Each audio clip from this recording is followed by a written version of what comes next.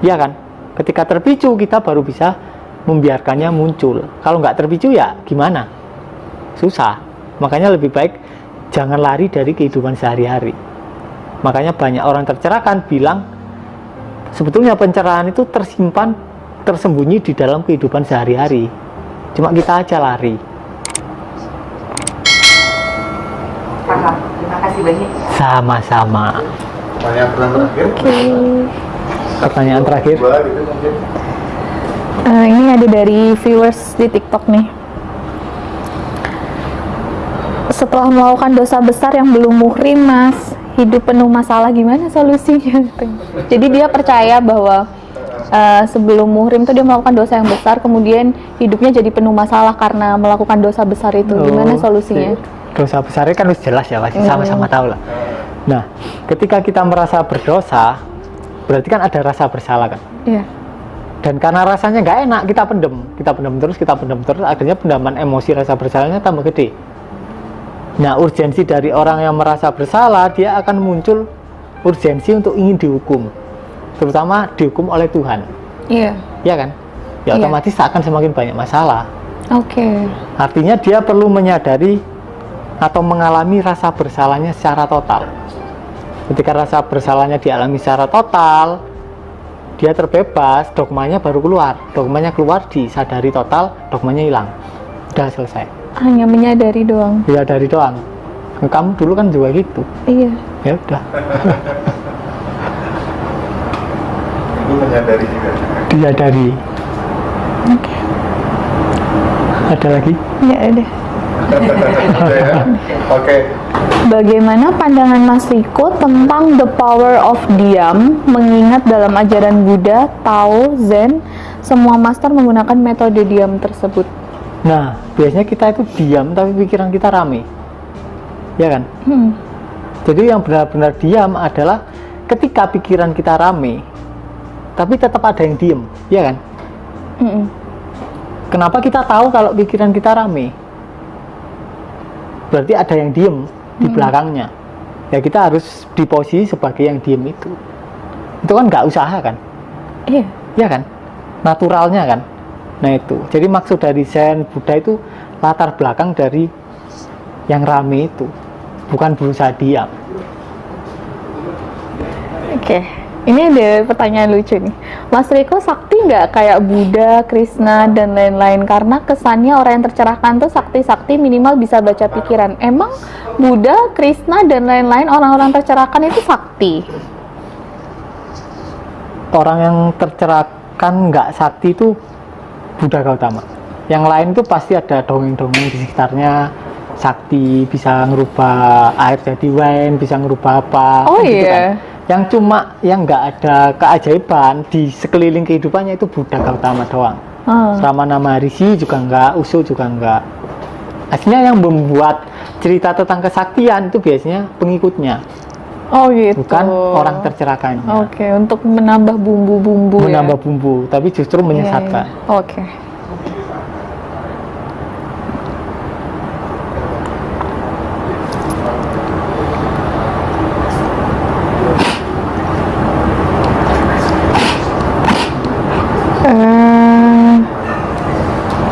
Banyak pertanyaan dah. Izin bertanya Mas Riko, kenapa orang-orang spiritual lebih banyak menderita? Contohnya selalu bertanya tentang diri sendiri, siapa aku, apa tujuan hidupku, rasa ingin sesuatu tapi tidak ngerti, dan lain-lain. Sedangkan orang-orang biasa atau orang-orang koruptor, hidupnya santai, rezeki ngalir. Apakah mereka levelnya di atas orang spiritual karena hidup mereka lebih mudah gitu? Ya ini balik lagi ke samskara ya. Nah kita kan nggak tahu koruptor itu hidupnya menderita nggak tahu kan? Iya juga sih. Iya kan? Pasti menderita sih mereka. Iya. Cuma kita nggak tahu tatarannya seberapa. Jadi penderitaan orang belum tentu sama dengan penderitaan kita. Iya, Misal kalau orang miskin menderita gara-gara dia nggak bisa makan. Iya. Orang kaya menderitanya gara-gara dia kepikiran apa, atau misal kayak ada keinginan bunuh diri lain-lain, pasti menderita. Selama kalian tetap mencari, kalian akan tetap menderita. Entah kalian mencari dalam hal spiritual ataupun materialis. Oke. Terus ini ada pertanyaan. Kebanyakan rakyat Indonesia hari ini 99% khususnya masyarakat menengah ke bawah mempunyai masalah hutang yang bisa menghambat kemajuan dan kesadaran bagi generasi bangsa. Bagaimana solusinya menurut Mas Riko? Kamu Masuk ke dulu tanpa pintu. ya masuk ke tanpa pintu. Jadi kamu dulu ke lilit utang gimana? Kan Aku disadari aja kan? Iya, Terus tiba-tiba lunas kan? iya, Ya udah, solusinya hasilnya itu, cuma agak tricky kan iya, prakteknya. iya benar. Ya masuk tanpa pintu aja kan gitu kan, gampang ya.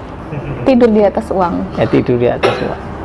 Itu teknik di versi jiwa. Iya. Perlu dibahas itu nanti lah. Dalam tubuh kita ada sesuatu yang bahkan melebihi kecepatan cahaya itu sendiri. Kecepatan cahaya itu 300.000 km per detik. Pertanyaannya, gimana caranya merubah massa ke energi yang dapat membuka pintu keajaiban dalam hidup? Lah, Hah? langsung hilang. Iya.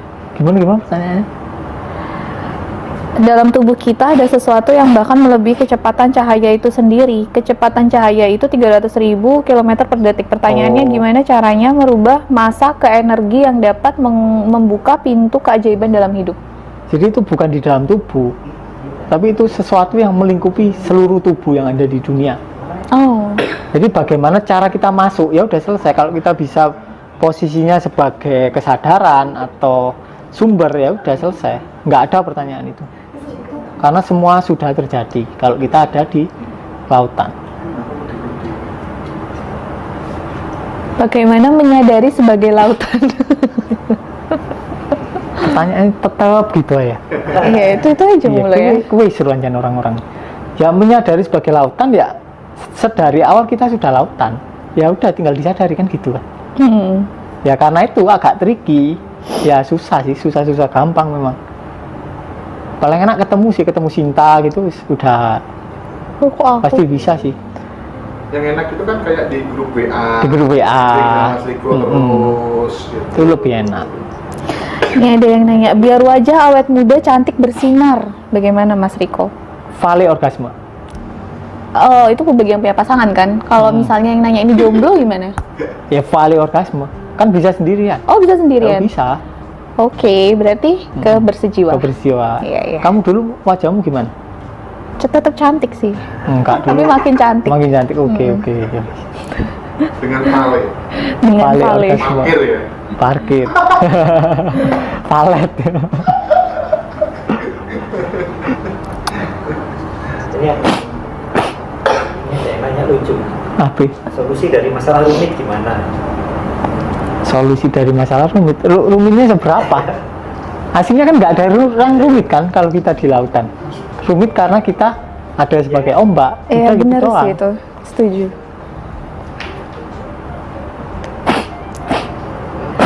Tanya Hmm.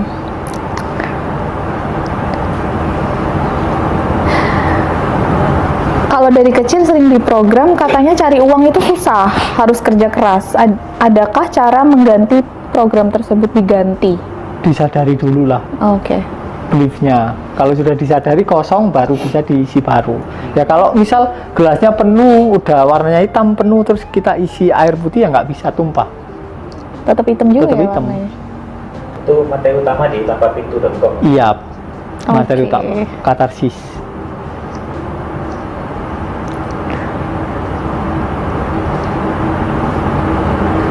Jika kita dapat merasakan mana manusia yang tulus dan yang nggak tulus itu, kita udah termasuk jiwa yang kategori seperti gimana? Ya kategori sama sekarang masihan. Karena masih ada prasangka tentang orang ini tulus, orang ini nggak tulus. Meskipun kan itu prasangkamu sendiri. Ah, iya juga ya. Baik buruknya tetap prasangka. Untuk Kan? prasangka. Kalau udah ada di lautan ya nggak ada prasangka. Meditasi untuk pemula gimana caranya, Mas? Ya salah sendiri mengibaratkan dirinya pemula kan gitu kan. Orang kita ada di garis finish. Oke. Ya, teknik meditasi deh yang paling gampang. Lari pasti nanti kalau dikasih teknik meditasi. Gitu ya? Ya iyalah, Iya sih, aku dulu juga gitu sih. iya kan? Mm-mm. Ya emang. ketika berhenti mencari baru. Dan berhenti mencari kan susah kan bagi orang awal kan. Ya udah diikutin aja ya. Diikutin. Paling gampang emang ketemu orang yang sudah mengalami terlebih dahulu. Kayak ketemu Mas Riko. Ketemu Sinta, Om Joko gitu kan. Mas Hendra. Jangan nyampe saya.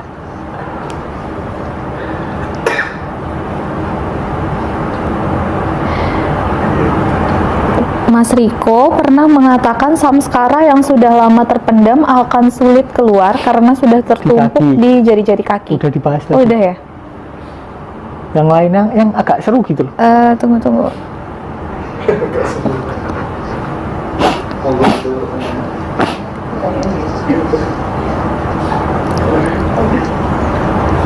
Tanya Mas Riko, mau tanya Mas. Itu Bu ini. Oke. Halo Mas Riko. Halo. Iya. Makasih dikasih kesempatan bertanya ini. Sama-sama. Timnya di Rosso yang luar biasa. Pertanyaannya, apakah manusia itu bisa bebas dari rasa sedih setelah bisa letting in? Jadi manusia tidak pernah bisa terbebas dari emosi. Kalau kita mau terbebas dari emosi ya kita harus menyadari kalau kita bukan manusia. Kita adalah ketuhanan, ya kan? Jadi ketika kita benar-benar mengalami diri kita akan tahu kita bukan manusia. Kita adalah ketuhanan yang mengira dirinya adalah manusia. Kalau ada di ketuhanan ya selesai. Samskara pun akan terlihat seperti mimpi, tinggal diganti aja. Semisal ya, kita sudah di titik terbaik kita, berarti kita definisi ketuhanan tuh seperti apa? Realnya pasti ini. Kalau bahasa orang awam yang gampang dipahami, orang yang ideal itu kan tadi sudah sampai di ketuhanan gitu ya, atau dia sudah di atasnya samskara. Mas Riko berarti hari ini sudah merasa di situ gitu, atau bagaimana? Mas Riko pribadi ini.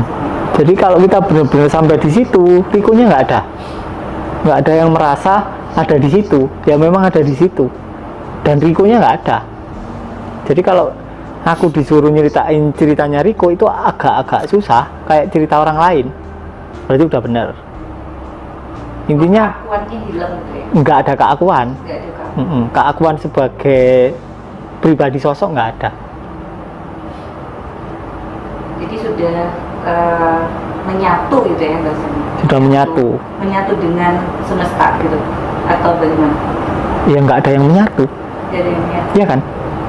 Apakah ombak harus menyatu dengan lautan? Kan enggak. Dari awal kan udah ombak itu kan memang lautan itu sendiri kan. Jadi itu iya. Ini bahasa tingkat dewa nih kalau bagi orang awam ya. Iya sih. Jadi kalau gampangnya itu gini Mas Riko. Mas Riko sekarang kan bahasanya sudah pada posisi pemahaman yang bahagia gitu ya. Kenapa? Karena Mas Riko sudah bisa membuat sebuah teori tentang bagaimana kita membebaskan diri kita dari hal yang negatif gitu ya. Perasaan-perasaan itu hilang semua. Rasa-rasa itu nggak ada gitu. Atau bagaimana Mas Riko? Jadi selama kita berusaha bebas ya kita nggak bebas. Karena dari awal kita sudah bebas. Usaha kita untuk bebas malah menjadikan kita nggak bebas. Kayak sedari awal ombak itu kan air. Kalau ombak ingin jadi air, tambah jadi masalah kan? Ya nggak? Wah aku ombak tak ingin jadi air, kan aneh. Padahal dia air kan? Ya kita perlu apa ya? Perlu melubangi samskara kita agar kita bisa masuk ke dalam lautan. Itu sih yang perlu. Jadi letting in itu aslinya bukan untuk mengkeliling samskara, tapi hanya sebagai sarana agar kita masuk dan mengalami kalau kita sebenarnya adalah lautan. Cuma batu loncatan. Terus kedepannya ini manusia itu kan ada kayak semacam fase ya.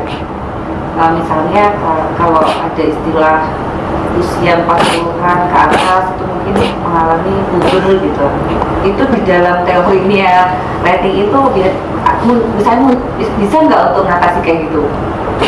Nah, kalau masalah dan fase kan manusia kan nggak mungkin dia stagnan gitu ya, ada naik turun dan sebagainya. Nah, kalau masalah puber itu aslinya terkait dengan kejenuhan orgasme. Jadi ketika wanita atau pria rutin atau over ejakulasi, over orgasme, dia dopaminnya akan stuck di posisi rendah. Nah, ketika dopaminnya rendah, otomatis oksitosin rendah. Artinya, kita jadi tidak intim dengan pasangan. Otomatis prolaktinnya tinggi. Ketika prolaktinnya tinggi, kita jadi bosan dengan pasangan kita. Akhirnya, mencoba untuk ke lawan jenis. Artinya, ketika intinya apa ya? Otak manusia itu kan ada bagian otak mamalia kan. Nah, otak mamalia ini mempunyai programnya sesuai dengan mamalia zaman dulu. Jadi kenapa mamalia ini bisa lolos dari seleksi alam? Karena dia membuahi banyak ovum dan dibuahi oleh banyak sperma, ya kan? Artinya poligami dan poliandri. Nah, aslinya program utama di DNA manusia itu adalah poligami dan poliandri. Kalau seksnya prokreatif terus, kalau over ejakulasi terus, setiap seks ejakulasi itu akan terjadi. Pasti akan bosan dengan pasangannya, bahkan nggak bisa ereksi sama pasangannya. Atau kalau yang cewek akan frigid dengan pasangan resminya, tapi sama lawan jenis lain dia tegak sekali. Itu di umur 40-an biasanya terjadi karena sudah over ejakulasi. Obatnya ya seks amatif atau vale orgasme. Ketika kita mengalami vale orgasme, reseptor dopaminnya balik, akhirnya dopaminnya homeostasis lagi. Sama kayak gini, reseptor dopamin itu artinya adalah kelahiran kedua. Kalau kata Yesus, ada di semua orang tercerahkan pasti ngomong tentang kelahiran kedua kan. Kelahiran kedua adalah pulihnya dopamin kita atau pulihnya reseptor dopamin. Ketika kita kecil, es krim itu kan rasanya enak banget. Sekarang sadar nggak? Di umur sekarang rasanya es krim biasa aja. Nah, itu karena reseptor dopamin kita low. Dari misal awalnya 50, cuma tinggal 5. Waktu kecil mungkin kita butuh garam itu mungkin sejumput. Makin bertumbuh dewasa makin butuh banyak. Artinya reseptor dopamin kita berkurang jauh. Kalau reseptor dopaminnya ini balik awal, balik ke 50, es krim akan terasa enak seperti kita saat kecil. Garam juga hanya dibutuhkan sedikit. Artinya ketika kita waktu kecil, kita ngelihat daun aja udah seneng kan. Nah itu, ketika reseptor dopamin kita pulih, kita mengalami kelahiran kedua, hal-hal sederhana itu sudah mampu membuat kita bahagia. Bahkan tanpa apapun kita sudah bahagia.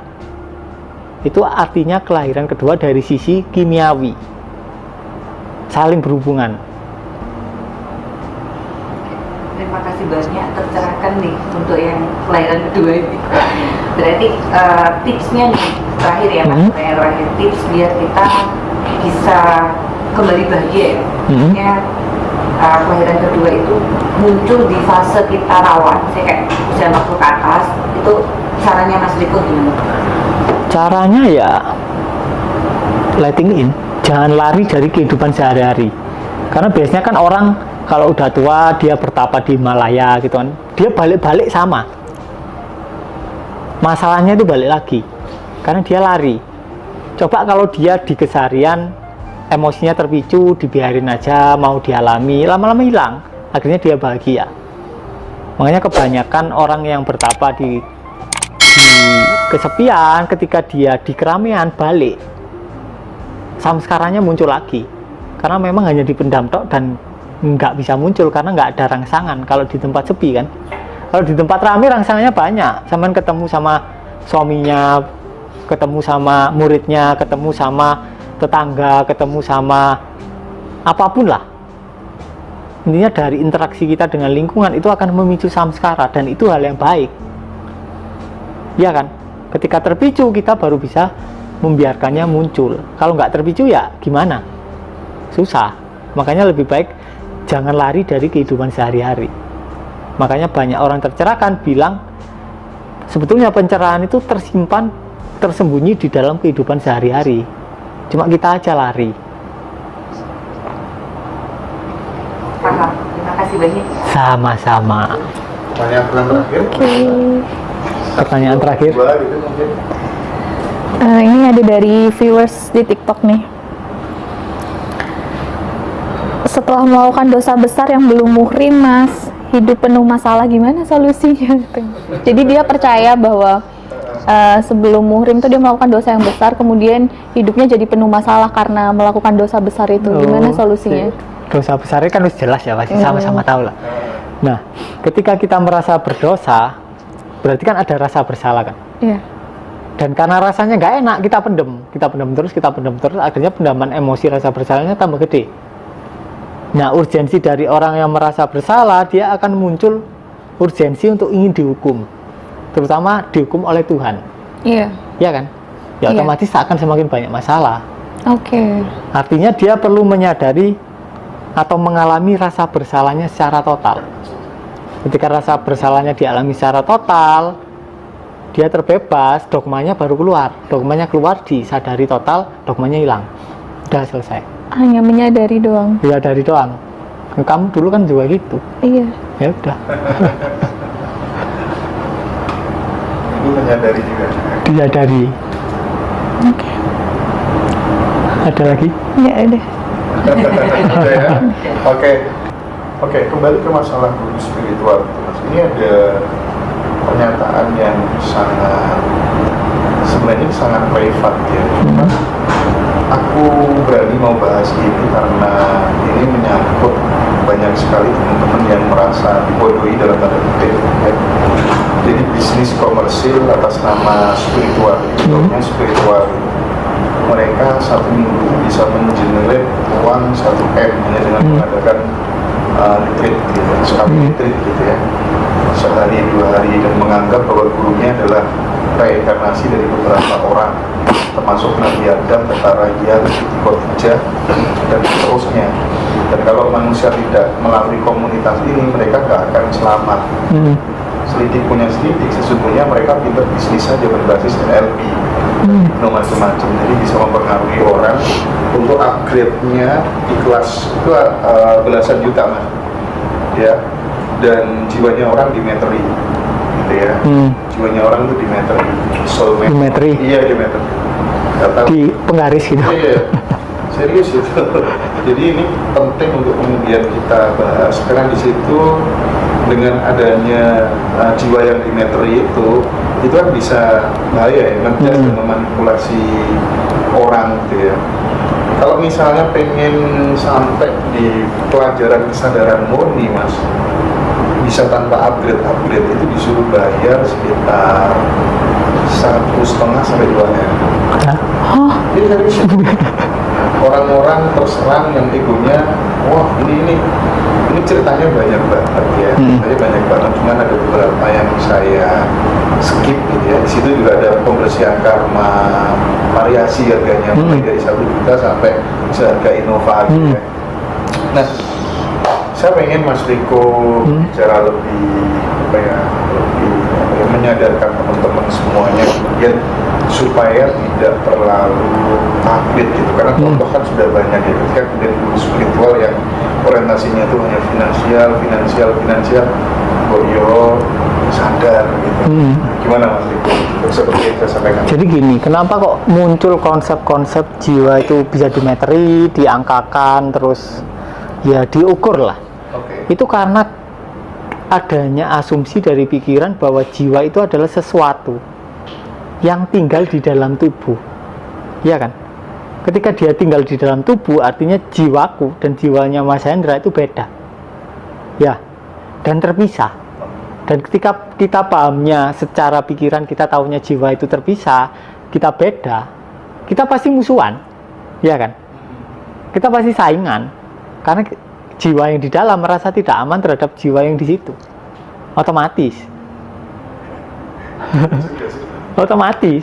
Dan dari situ, dari anggapan kalau jiwa ini tinggal di dalam tubuh, akhirnya bisa dimeteri. Kalau kita mau pinginnya intinya itu gini, kita itu bisa memainkan ego manusia di situ. Kalau manusia ingin dimeteri gede, ya tinggal mau bayar berapa kan gitu kan. Aslinya pencerahan itu angkanya 0. Kalau benci itu angkanya 1000, iri itu 900, itu lebih masuk akal. Oh gitu ya. Iya kan? Kalau misal pencerahan di angka 0, sampean tak suruh bayar sini 2 miliar, tapi angkanya 0, mau nggak? Nggak mau. Iya. Tapi kalau angkanya 100.000, sini bayar 2M, mau pasti. Pencapaian, ya sama kayak ijazah kan. Padahal kita ya sudah tercerahkan sedari awal. Dan ketika kita benar-benar mengalami apa itu jiwa atau apa itu lautan, ya jiwanya aku sama Mas Hendra itu ya satu. Jadi apa yang dinamakan jiwa itu melingkupi semuanya, termasuk semesta. Gini lah misal ibaratkan kita ada di stadion. Stadion kan ada banyak orangnya kan, Oke. ya kan. Nah, keseluruhan stadion itu jiwa. Individunya kan dia orang-orangnya, ya kan. Ibaratkan individunya itu orang yang sama, satu orang dengan realitas yang berbeda-beda. Jadi untuk realitas A ke realitas B dia butuh waktu, ya kan, karena butuh melangkah ke sana kan. Tapi dalam ketika kita sadar kalau kita jiwa, waktu ada nggak kira-kira? Nggak ada kan, karena semua di dalam kita. Semua kemungkinan, semua paralel ada di dalam kita. Hasilnya ya jiwa ya kita semua utuh dan nggak bisa dimeteri. Nggak bisa dimeter. Nggak bisa, Tidak terpisah. nggak terpisah. Satu-satu gitu ya. Nah, yang perlu kita tanyakan, yang meteri siapa? Kan pikiran kan. Iya, pikiran. Nah, sekarang pikiran berusaha meteri jiwa ya gimana? Ibaratnya ombak berusaha mengukur luasnya Luasnya laut. lautan, nggak bisa, ya kan? Gimana? Lautan mau ngukur dirinya sendiri, yang ngapain? Tapi iya sih, sebenarnya juga ya. Ini mereka itu memang ya, padahal sekolahnya tinggi-tinggi gitu ya. Lihat toh, ini lihat dari saya ini. Ini loh tandanya bahwa saya adalah titisan Yesus Kristus, titisan Isa. Sehingga mereka kemudian menjadi mudah banget percaya, oke, berapa level of consciousness saya, berapa LOC saya, berapa soul meter saya di battery, oh nilainya 98, kamu 300 kamu. Itu mungkin ya, karena ada iming-iming, oh saya reinkarnasi. Sehingga memang paham tentang reinkarnasi, tentang roh, ini memang benar-benar harus clear. Harus clear. Aku yang ini tuh harus clear. Iya. Karena kalau nggak gitu kita bingung, bisa dikontrol. Kayak hasilnya itu sih. Hasilnya kita itu tentang kerbau yang dikebiri itu sih. Kita mudah bingung karena kita dikebiri sedari dini. Kalau kita seksnya itu tidak teracuni, nggak mungkin kemakan kayak gituan. Soalnya kita nggak bingung, ya kan? Kalau kita dikebiri ya gampang diajak bajak sawah, gampang banget. Karena kita dikebiri, akhirnya kita masuk ke apa ya, dunia yang penuh kompetisi. Karena kita sudah kalah di dunia, misal kita kerja lah, di dunia kerja lah, kita kalah sama bos kita kan. Kita kan ingin menang kan. Akhirnya kita berupaya menang di soul meter. Jiwa di meteri, paling nggak aku menang lah di meteran jiwa lah sama bosku. Iya, aku lebih, jiwaku lebih lebih tua atau lebih gede meterannya daripada bosku gitu kan. Dia hanya ingin menang aslinya, dan ego, soal ego aslinya. Dan orang akan bersedia membayar berapapun untuk menang dari musuhnya. Aslinya itu. Itu kalau ada murid yang cantik, seksi, Kenapa sih? biasanya meterannya tinggi. Meterannya tinggi, pasti tinggi, meterannya tinggi, terus diajak, udah. Iya. Pasti gitu sih. Iya, oke. Soalnya itu berarti sudah terjadi di mana-mana. Iya. Gitu ya. Soalnya setahu saya yang bisa dimeteri ya cuma alat kelamin kita sih. Itu jelas itu, bisa dimeteri, ada barangnya kan, Gitu ya. kelihatan barangnya. Oke. Nah, ini ada lagi nih, menarik memang case-nya teman-teman dia dalam konteks spiritual itu. Jadi sedekah harus kepada mursyid, harus kepada guru. Yang mursyid itu pun sebenarnya juga mursyid apa ya? Mursyid komunitas gitu. Jadi kita ngumpul bareng-bareng, terus kita sebut guru-guru itu sebagai mursyid gitu. Kita anggap mursyid gitu. Kita kasih stempel ini mursyid gitu. Sedekahnya sampai ratusan juta lah, ada yang 40 juta, dan mereka sampai gadekan sertifikat rumah, gadekan sertifikat kendaraan. Bahkan yang memang sudah benar-benar miskin, usaha hancur, mobil tinggal satu, dijual, uangnya dikasihkan ke mursyid, dan nggak dapat apa-apa, terus kemudian bingung kan, banyak yang sampai kayak gitu, sampai cerai dan seterusnya. Pesannya Mas Riko apa biar enggak kayak gitu, korban atau apa sih, atau relawan sih sebenarnya? Relawan bersedia kan, bersedia relawan aslinya ya, karena samskara kita ada pendaman terkait penipuan, terkait rasa jengkel terhadap penipuan, akhirnya ketipu. Awalnya mungkin ketipu terkait bisnis, lama-lama tertipu terkait spiritual. Sama sih. Itu bisa digeneralisir juga. Ada yang kemudian mendeklarasikan diri sebagai orang yang paling kaya, pendapatannya banyak begitu ya, tapi terus kemudian memberikan trigger bahwa kalau pengen kaya harus traktir orang-orang yang lebih kaya di atasnya, dan dia buka open rekening gitu kan.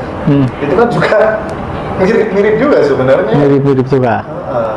Dengan dalinya pasti dengan kalian berusaha traktir orang yang lebih kaya dari kalian, jiwa kaya kalian itu jadi terekspresi. Tapi kalau dipaksakan, samskara kekurangan itu masih ada, dipaksakan untuk traktir orang kaya, kita tambah merasa kurang. Artinya kita perlu nyemplung dulu ke lautan, biar kita tahu. Menurut saya traktir orang yang kaya pun juga tidak masalah ya, tidak sepakat itu kalau kemudian sampai buka rekening pribadi gitu kan ya, itu menurutku kurang bijaksana juga. Toh uangnya juga udah banyak kalau memang dia gitu kan, rekeningnya pribadi. Iya, masalahnya kan tidak sedikit case-case kayak gitu sekarang ya. Oke. Nggak tahu sih. Saya banyak sebenarnya tahu hal-hal kayak gitu Mas, karena muter udah lama gitu. Terus nah ini nih menarik lagi nih Mas, ada Mas jamaah tarekat tertentu gitu yang murid-muridnya diajak ke pinggir laut tiap malam itu untuk mengundang badai dan bencana ya. Untuk orang-orang yang berbuat maksiat supaya diluluh lantakkan, koruptor supaya dihukum oleh Allah. Jadi tiap malam ngundang dengan mantra tertentu di pinggir laut. Saya pernah ikut soalnya. Saya pernah jadi saksi. Ono ayo gitu. Gitu tuh gimana sih Mas? Mau namanya pengikutnya ya orang sih percaya. Ya intinya dari samskaranya, dia jadi relawan karena samskaranya ya kebencian terhadap sesama. Artinya dia benci dirinya terlebih dahulu, akhirnya dia benci ke orang lain. Nah karena mereka menganggap dirinya adalah komunitas yang piningit gitu. Nah iya. Bisa mengundang badai, mengundang bencana, gempa bumi gitu. Padahal ya nggak ada sampai sekarang. Tapi kan mereka yang seperti itu sebenarnya nggak salah karena dia nggak paham. Iya. Orang nggak ngerti. Orang nggak ngerti gitu kan. Ya memang belum waktunya. Sing waras ngalah. Nah, Mas Riko percaya nggak sama ini sih ramalan-ramalan kayak anak-anak indigo gitu ya, seperti Hadgumen, Tigor Kepada, macam-macam kan yang suka ngeramal-ngeramal ya. Roy Kiyoshi. Iya, Roy Kiyoshi gitu yang sekarang sakit Hadgumen sakit juga. Itu sebenarnya apa yang terjadi dengan mereka Mas? Aslinya yang di Terawang itu adalah samskaranya sendiri.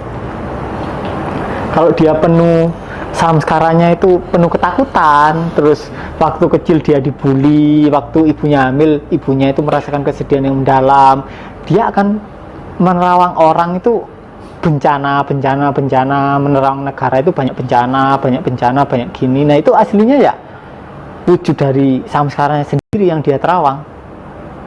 Aslinya ya asumsinya dia sendiri. Kenapa orang bisa berasumsi seperti itu ya karena ada pendaman yang seperti itu. Ya kan? Kalau kita nggak ada asumsi yang jelek, ya kita nggak akan judgement ke orang yang jelek kan. Iya kan?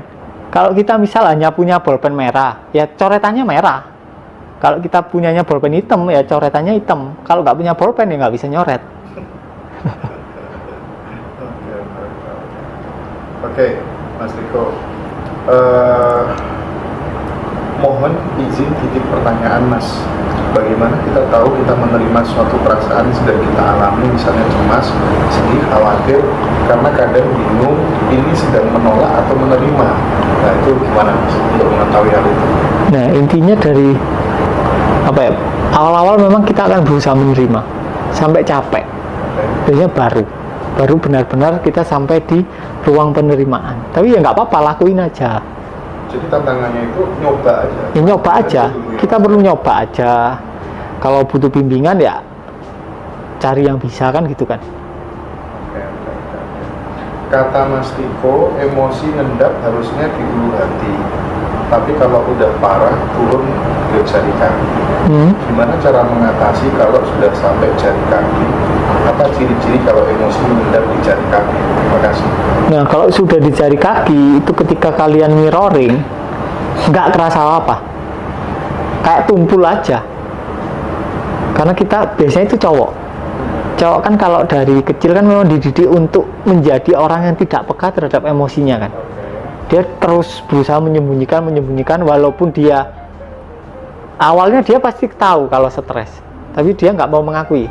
Nah dari situ akhirnya dia bahkan nggak tahu kalau lagi stres. Makanya kalau di statistik WHO orang paling banyak bunuh diri itu dari pria, bukan wanita. Ya kan? Nah kalau sudah nyampe kaki ini agak sulit. Ya harus disadari jari kakinya satu persatu sampai dia jarinya itu apa ya, rileks. Karena pendaman di kaki akan membuat jari kaki 5 ini sangat tidak rileks. Akhirnya susah untuk disadari. Mungkin kalau awal-awal banyak pendaman dari menyadari 5 jari kaki, kita akan cuma bisa nyadari 2. Yang 3 sisanya akan sangat sulit. Itu berarti banyak pendaman. Oke Mas, mungkin bisa baterai dulu nanti biar Mbak Sinta nggak nganggur, Mbak Sinta aja yang baca pertanyaan netizen gitu ya Mas ya. Siap. Tapi kalau ya Mas Riko, kesaksiannya tentang ini nih minyak apa sih? Parfum bersejiwa. Senyawa. Ya? Senyawa. Iya, parfum senyawa ini yang dikenal sebagai parfum pelet gitu. Kesaksiannya Mas Riko pakai ini gimana sih? Itu ya misalnya ya. Biasanya kalau cewek habis nge-gym, habis renang, terutama Sinta ya, itu diajak itu nggak mau. Nggak mau nggak mau. Saya badannya capek. rileks kan. Saking rileksnya tuh kayak ngantuk banget dan pengen tidur gitu. Nah akhirnya tak pakailah ramuan itu. Kan dari Om Joko baru kan, formula baru tak coba. Seret, dua nih tok, 2 semprotan. Seret gitu. Di sini makanya. Di sini.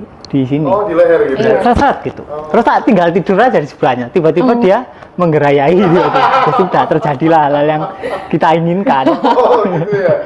Waduh, ini memang enak banget parfumnya, serius. Ya teman-teman. Bener gak Mbak Sinta ceritanya Mas Riko? Iya bener sih itu aneh banget ya, ajaib banget serius. Rasanya tuh kayak ada apa ya, reaksi di otak gitu loh yang bikin jadinya tuh tiba-tiba terangsang. Iya. Tiba-tiba aja. Oke, aku nanti beli. Teman-teman silakan, ini kita kalau lanjut balik dah pertanyaannya. Oke. Waduh, nggak boleh lepas enggak.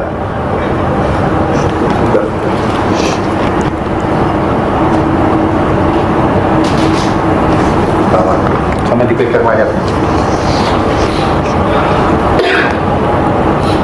Pengen nyemprot diri sendiri. Ya ini kayak parfum pembangkit hormon teman-teman kayaknya. Berapa harga parfumnya nanti ya, nunggu Mas Joko itu. Lanjut Mbak Sinta, silakan.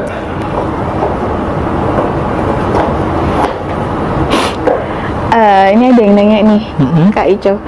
Hukum tabur tuai atau hukum karma itu ada kah? Orang biasanya salah paham.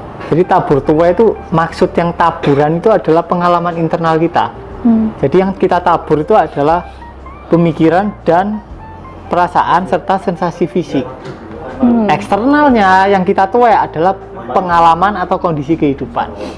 Jadi taburnya adalah pikiran dan perasaan dan sensasi fisik. Nah, yang menuai adalah yang nabur kekosongan. Berarti kita harus ada di posisi kekosongan terlebih dahulu. Jadi hukum tabur tuai itu sebenarnya ada apa enggak? Enggak. Ada, tapi Ada. berbeda dengan yang dipahami orang-orang. Oh. Kalau orang-orang kan karma kan, tabur tuai itu kayak kita berbuat jahat ke orang, akibatnya akan jahat. Padahal nggak gitu. Oh, oke.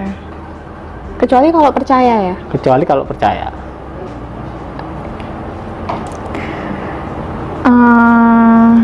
Pesannya Mas Riko apa sih terhadap murid-murid yang sedang belajar spiritual tapi dia terlalu diikat oleh gurunya? Jadi ketika mau keluar grup itu terancam, Mas. Terancam. Nanti kamu intinya bisa miskin, segala macam gitu ya. Mulanya buat sekarang, saya tadi bilang masuk ke lembah spiritual itu luar biasa. Apa tuh namanya, triki-trikinya gitu ya, untuk mempertahankan muridnya biar supaya lebih banyak. Terus misalnya dia ngajarin, nggak bisa, jalan pencerahan itu hanya satu, meditasi. Selain meditasi nggak ada. Dan kamu nggak bisa menemukan belajar di tempat yang lain kecuali dapat yang lebih tercerahkan daripada aku gitu. Akhirnya kemudian padahal itu orang pintar-pintar semua yang jadi korban gara-gara teknik meditasi tertentu gitu. Dan kemudian memang money oriented banget. Gimana Mas? Soalnya lagi bingung. Kalau orang bingung bisa dikontrol. Kalau kita bisa menyadari siapa yang bingung, ya selesai kan. Dia pasti berani keluar grup. Ya sama. Intinya ya, kita itu memulai dari garis finish. Semua orang, semua ombak itu memulai dari garis finish. Jadi setiap ombak itu aslinya kan air kan, sama kan. Berarti kan kita memulai dari garis finish kan, sudah tercerahkan kan aslinya. Kalau kita tidak mencari, kalau kita mencari justru tambah ruwet. Samskara sakit, kekurangan atau lainnya akan dapat dikikis atau hilang. Bagaimana cara mengikisnya? Mengikisnya ya letting in. Tapi letting in itu aslinya tujuannya untuk membuat satori, lubang satori, biar kita mengalami ini loh aku yang sebenarnya. Ketika kita mengalami ini loh aku yang sebenarnya, samskaranya hilang. Nggak ada, ya kan? Di tempat yang sangat gelap, tapi lampu semua dimatiin ya Mas ya? Iya. Itu sebenarnya apa yang terjadi dengan diri kita sih? Yang terjadi itu ketika kita berada di tempat gelap, kita akan menghadapi samskara kita, rasa-rasa trauma, pendaman, dan kita dipaksa untuk mengalami diri sendiri. Nah, di situ baru muncul cinta. Nah, baru dua pasang kekasih yang sama-sama memiliki cinta baru bisa. Kalau cuma salah satu yang punya cinta itu susah, nggak imbang. Nah, ketika aku sama Sinta sama-sama, oh ternyata aku yang ini, Sintanya juga, oh ternyata aku yang ini. Dia baru mencintai dirinya sendiri, aku sudah mencintai diriku sendiri, baru hubungan ini bisa berjalan dengan lebih lancar.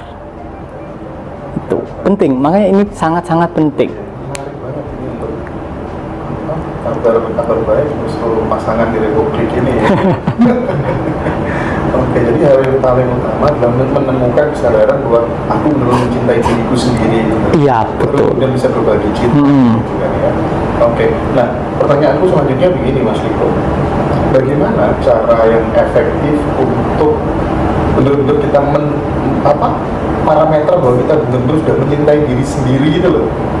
Ya, kita harus tahu siapa diri kita atau apa diri kita, ya kan? Jadi apa yang dianggap dengan mencintai diri sendiri itu bukan seperti pikiran mencintai pikiran atau perasaan mencintai perasaan atau pikiran mencintai tubuh. Jadi kita harus, kenapa kok Sinta ini tak sarankan untuk meditasi di tempat gelap? Karena ketika di tempat gelap yang ada kan cuma dia aja, tapi bahkan dia nggak bisa melihat tubuhnya sendiri kan. Dari situ dia kan dipaksa untuk menyadari apa sebenarnya esensi dirinya. Nah itu, akhirnya dia mengalami dirinya yang sejati atau kesadaran. Nah ketika dia sudah mengalami kesadaran, itu baru bisa dikatakan dia mencintai dirinya sendiri. Ketika dia posisinya sebagai kesadaran, otomatis dia akan mencintai pikirannya, mencintai perasaannya, dan mencintai tubuhnya. Otomatis, asal basisnya tepat. Makanya agak tricky di sini. Kenapa Sinta berhasil ya? Karena dia sering bercengkrama sama aku, sering ngobrol. Makanya super trapnya itu bisa terlewati. Tapi kalau ya jarang ngobrol itu paling susah. Karena tricky kan. Kayak misal kita bisa aja di tempat gelap, tapi kita berusaha menolak, ya nggak jadi apa-apa. Makanya prakteknya sangat tricky. Basisnya itu harus benar-benar benar. Keren. Tapi boleh nggak sih Pak dibocorkan gitu sisi lain yang paling unik dan spesial gitu ya, different banget ya dari sosok Mas Riko gitu ya, dan cowok-cowok yang pernah dikenal sama Mbak Sinta gitu. Yang paling unik sih apa ya? Dia tuh bener-bener kayak anak kecil sih. Oh gitu. Sangat seperti anak kecil. Dia apa ya, kayak beda sih, kayak dia kalau dia di depan semua orang sama dia kalau sama aku doang tuh dia sangat seperti anak kecil. Dia dan seperti anak kecilnya itu bukan yang dibuat-buat gitu loh Mas. Memang dari sorot matanya itu memang natural. Dia kayak, "Ih, kamu lucu banget kayak bayi," kayak gitu. Kayak gitu. Terus dia apa ya? Nggak pernah cemburu. Dia hampir tidak pernah cemburu dengan siapapun. Mungkin kalau dia cemburu pernah, tapi cemburunya cuman kayak apa ya, jadinya itu bahan bercandaan doang gitu bagi dia. Udah selesai, hilang gitu. Nggak pernah ya, seserius itu. Iya, kehidupan gitu ya. iya. Keren. Terus apalagi ya, dia kalau suka makanan itu, satu makanan itu bisa nggak ganti selama sebulan. Dia bisa makan itu pagi, siang, sore, malam. Serius. Iya. Unik banget ya Mas. Oke. Ada lagi Mbak? Apa lagi ya? Udah itu aja sih. Oke.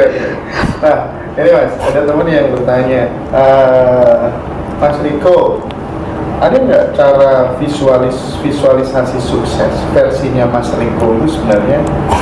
Ada nggak sih? Visualisasi ada sih. Tanpa pintu tuh. Apa? Jadi tanpa pintu. Di tanpa pintu itu ada. Oke. Jadi caranya itu biasanya kalau kita visualisasi, afirmasi itu kan masih ada counter attack dari pikiran kan. Kayak misalnya aku kaya.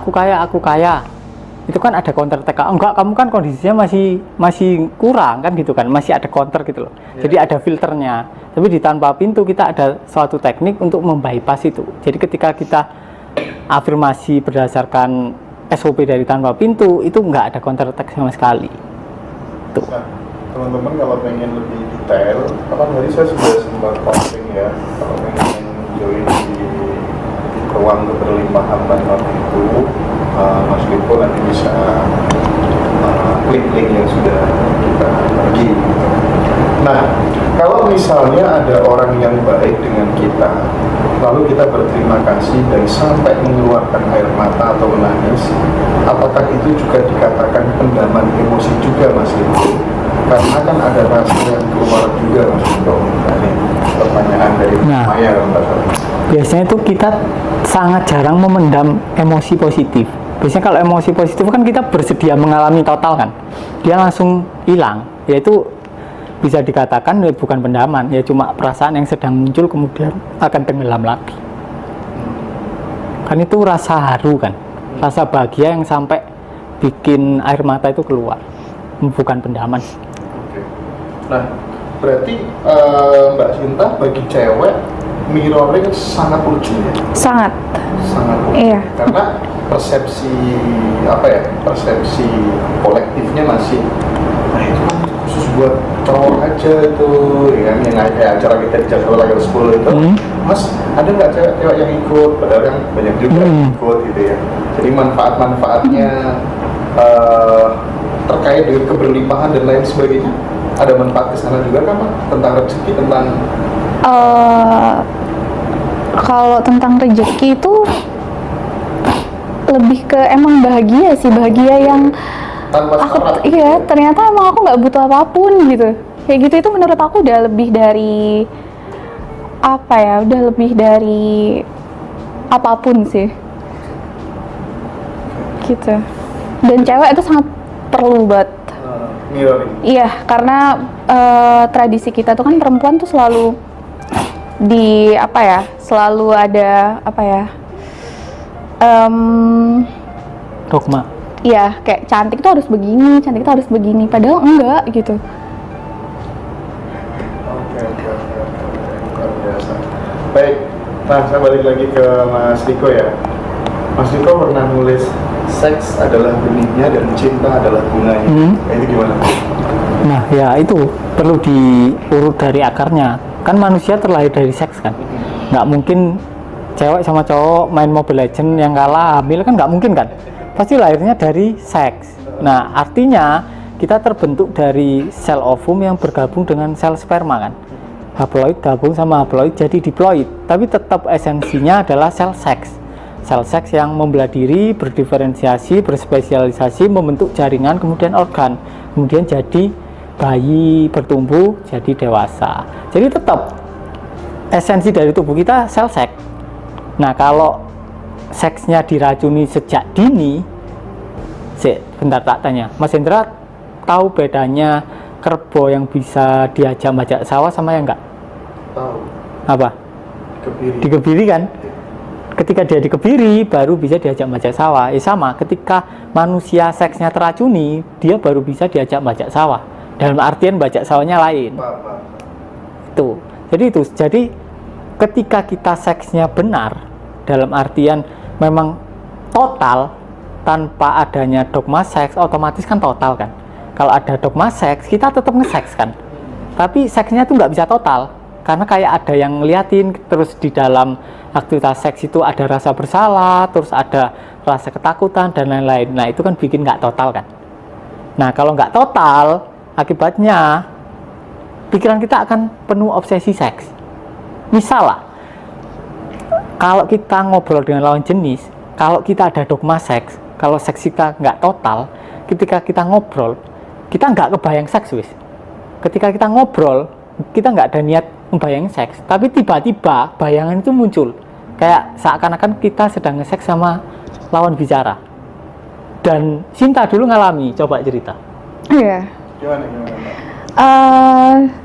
Dulu tuh waktu apa ya, sekolah, jadi dulu tuh dari SD aku tuh korban pelecehan seksual sama guruku, sama tetangga samping rumah gitu. Jadi pas masih sekolah tuh aku suka tiba-tiba kebayang lagi beradegan seks dengan guruku, padahal itu maksudnya nggak aku sengaja gitu. Kayak kok tiba-tiba gini, jadi aku jijik sendiri sama diri aku sendiri.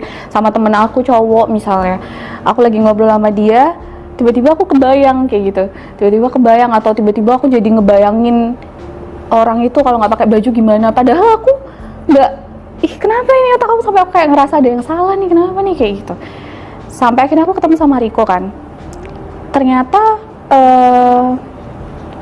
apa tadi, Dogmanya hilang, ya udah. iya, ketika dogmanya hilang itu benar-benar ngerubah yang tadinya apa ya, yang tadinya kalau aku masih tertekan seksnya, kalau aku keluar pakai baju seksi nih, nggak pakai baju seksi aja, pakai baju tertutup, pakai baju sopan gitu, ada aja orang yang nyolek aku, ada aja orang yang godain ibu. Iya, tapi setelah seksnya nggak tertekan lagi, orang jadi cuman ngeliat doang, atau mungkin orang nyuitin, iya kayak cewek gitu, tapi kalau dilihat gini dia diem, nggak berani. Tapi kalau misalnya dulu justru malah siang-siang pas lagi keadaan rame gitu, tiba-tiba megang pantatku, tiba-tiba megang apalah kayak gitu. Itu apa ya, dan akhirnya setelah aku terbebas dari dogma itu, aku jadi lebih safe gimana ya? Lebih merasa aman. Merasa aman ya. Dan salah satu cara untuk kemudian kita biar bisa cepat melepaskan dogma itu ya Mirroring. Tapi kalau dalam tanda kutip dia pernah mengalami pelecehan seksual, nggak cukup. Harus genital armoring. apa tuh mas? Genital armoring itu suatu teknik di berjiwa di mana diajarkan untuk itu merilis trauma-trauma seksual di area serviks. Itu ada itu. Oke, teman-teman gabung aja nanti di bersejiwa. Karena di situ banyak ilmu-ilmu kan ya. Oh itu aslinya ilmu meditasi kesadaran. Oh iya, begitu. Oke. Nanti diperjelas di situ ya teman-teman semua ya. Oke, soal relationship. Bagi kalian yang sedang ada dalam penderitaan hubungan, putus cinta, jomblo, dan perselingkuhan, ya, saya ingin Mas Riko ini jelasin soal ini ya, karena ini problemnya banyak orang di sini mas, perselingkuhan yang banyak kan, putus cinta, terus dan mengakhiri hidupnya, dan yang paling banyak teman-temanku sendiri ini jomblo. Ya. Ini ayo kita cari opsi pemecahan masalahnya bagaimana ya mas ya, karena paling tidak kita bisa jadi jembatan untuk nolong teman-teman supaya dia lebih mudah cari pasangan. Apa yang harus dilakukan terkait dengan masalah-masalah urgent yang saya sebutkan tadi? Kalau jomblo itu berarti ada kebencian terhadap diri sendiri yang tidak disadari. Pasti ada. Kalau kita mau menyadari, pasti itu keluar.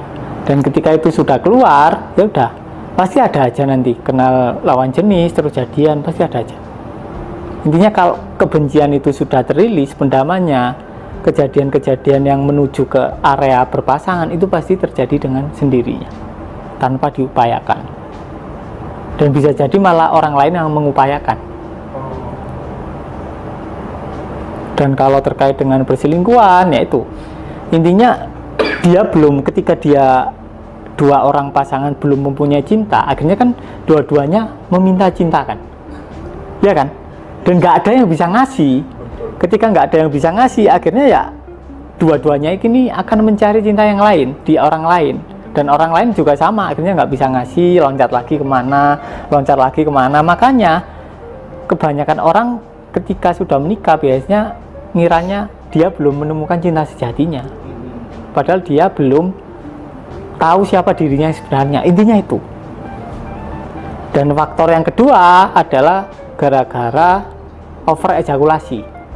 Ketika seorang wanita over orgasme, terus yang cowok juga over ejakulasi, itu terjadi fenomena turunnya dopamin hingga tingkatnya itu melebihi ambang batas keseimbangan. Jadi ada di bawah taraf homeostasis.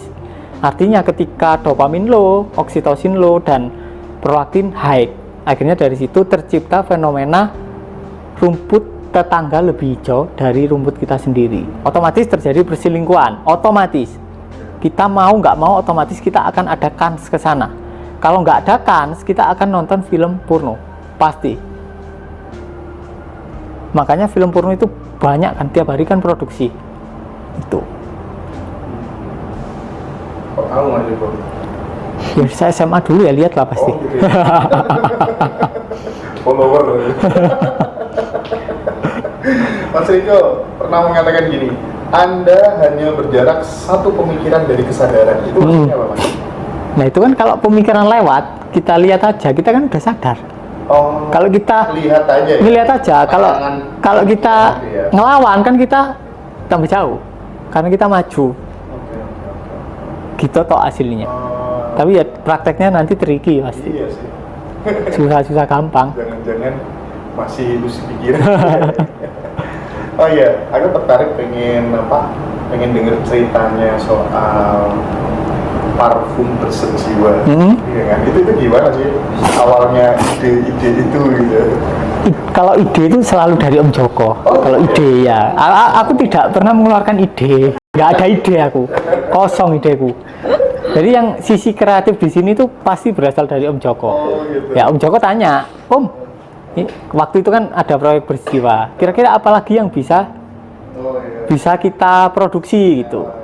Terus Om Joko tanya, Om sampean tahu ramuannya parfum feromon nggak gitu. Nah kebetulan kan aku lulusan pertanian kan, jadi aku tahu, oh berarti ramuannya ini. Terus udah tak kasih roomnya ke Om Joko, terus produksi deh. Efeknya ya macam-macam. Itu Ada Om Joko parfum pelet katanya. ya pelet, tapi masih ada filternya. Soalnya ramuannya itu di minim, jadi nggak bisa nembus value rasnya.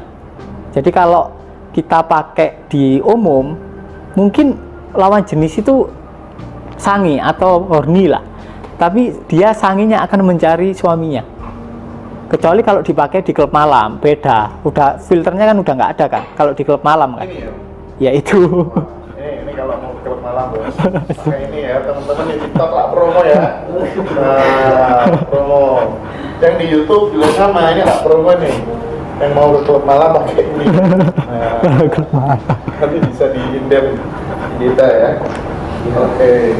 Nah, sekarang gini, Mbak Sinta percaya nggak bahwa tanggal lahir seseorang itu bisa menentukan kesuksesan seseorang, terus kemudian tanda tangan orang yang model begini itu bisa menentukan nasib dan lain sebagainya. Dari sudut pandangnya Kak Sinta sendiri gimana kira-kira? Kalau tanda tangan aku nggak percaya sih, Mas. Tanda tangan nggak percaya? Enggak, tapi kalau dari tanggal lahir itu ada namanya human design ya. Human design. Awalnya aku nggak percaya sih, Riko yang ngasih tahu aku kan. Soal itu dibaca lewat aplikasi gitu. Itu nggak cuma dari tanggal lahir doang, tanggal lahir, Jam lahir, jam, tempat gitu. Terus ternyata kok itu ngebacanya juga susah kan, kayak ada lambang-lambangnya apa segala macam gitu. Terus pas dikasih tahu sama dia, jadi dia bikin report gitu loh, human design Sinta gitu. Dia yang nulis sendiri gitu. Terus aku baca, kok 98% itu benar, yang ditulis di situ tuh benar semua. Jadi kalau astrologi aku percaya, human design aku percaya, tapi kalau tanda tangan aku nggak. Aku sekarang pengen geser ke Mbak Sinta lagi deh. Ini banyak yang penasaran nih ya. Awal mula dulu kenalan sama Mas Riko, ya, dekat sama Mas Riko tuh seperti apa gitu, perjuangannya, lika-likunya gitu ya. Terus yang deketin siapa aja, itu ya Mas Joko kayaknya. Iya. Silakan Mbak. Oke, jadi dulu itu yang kenalin aku sama Kak Riko ini kan Mama. Oh. Iya, yang kenal sama Kak Riko sebenarnya Mama, bukan aku duluan. Jadi dia tuh kan dulu udah nulis buku. Terus mamaku tuh suka sama tulisan dia. Mamaku beli beberapa bukunya dia, terus kayak seneng gitu. Terus habis itu dia ngenalin Namanya aku. muridnya Mas Riko ya. Iya kali ya. Nggak tahu. Terus habis itu aku disuruh ngechat kan, coba itu chat di WA, tanya-tanya tiket gitu. Jadi dulu itu dia kayak kerja sama temennya, jualan tiket lebih murah dari di aplikasi gitu. Terus aku ngapain sih gitu kan. Aku waktu itu habis putus dari pacarku, Mas. Terus waktu itu tuh kayak putusnya tuh drama banget lah, trauma juga, banyak trauma deh. Dikenalin sama beberapa temen Facebooknya Mama juga yang masih muda lah. Tapi aku nggak srek karena apa ya, kayak klinik gitu loh, Mas Hendra. Aku kan nggak seneng ya. Iya. Terus waktu itu aku udah trust issue nih, mau disuruh chat Kak Riko, aku trust issue. Aduh, nanti klinik lagi, aku nggak mau deh gitu kan. Tapi aku ini akhirnya suatu ketika tuh kayak mamaku karena nyuruh terus aku udah ya udah deh gitu. Akhirnya aku chat aja, tapi aku chat dia tuh iseng doang, bukan karena aku emang pengen kenalan. Cuman kayak dia mau udah aku chat, cuman aku pengen ngasih tahu ke mama doang supaya mama diem gitu, karena mama iya gitu. Terus udah chat kan, akhirnya aku save nomornya dia. Ternyata dia juga nge-save nomorku, jadi status WhatsApp-nya dia tuh keluar di aku kan. Aku tuh baca status WhatsApp-nya dia, kayak dia tuh dulunya pernah kena leukemia.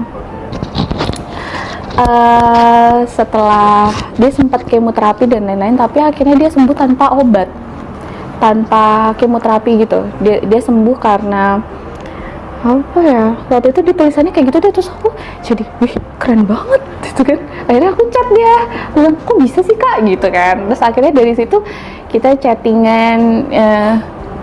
Ternyata aku baru tahu setelah pacaran itu kalau status WhatsApp-nya dia itu emang dikhususin buat aku untuk politik ya kamu ternyata gitu kan.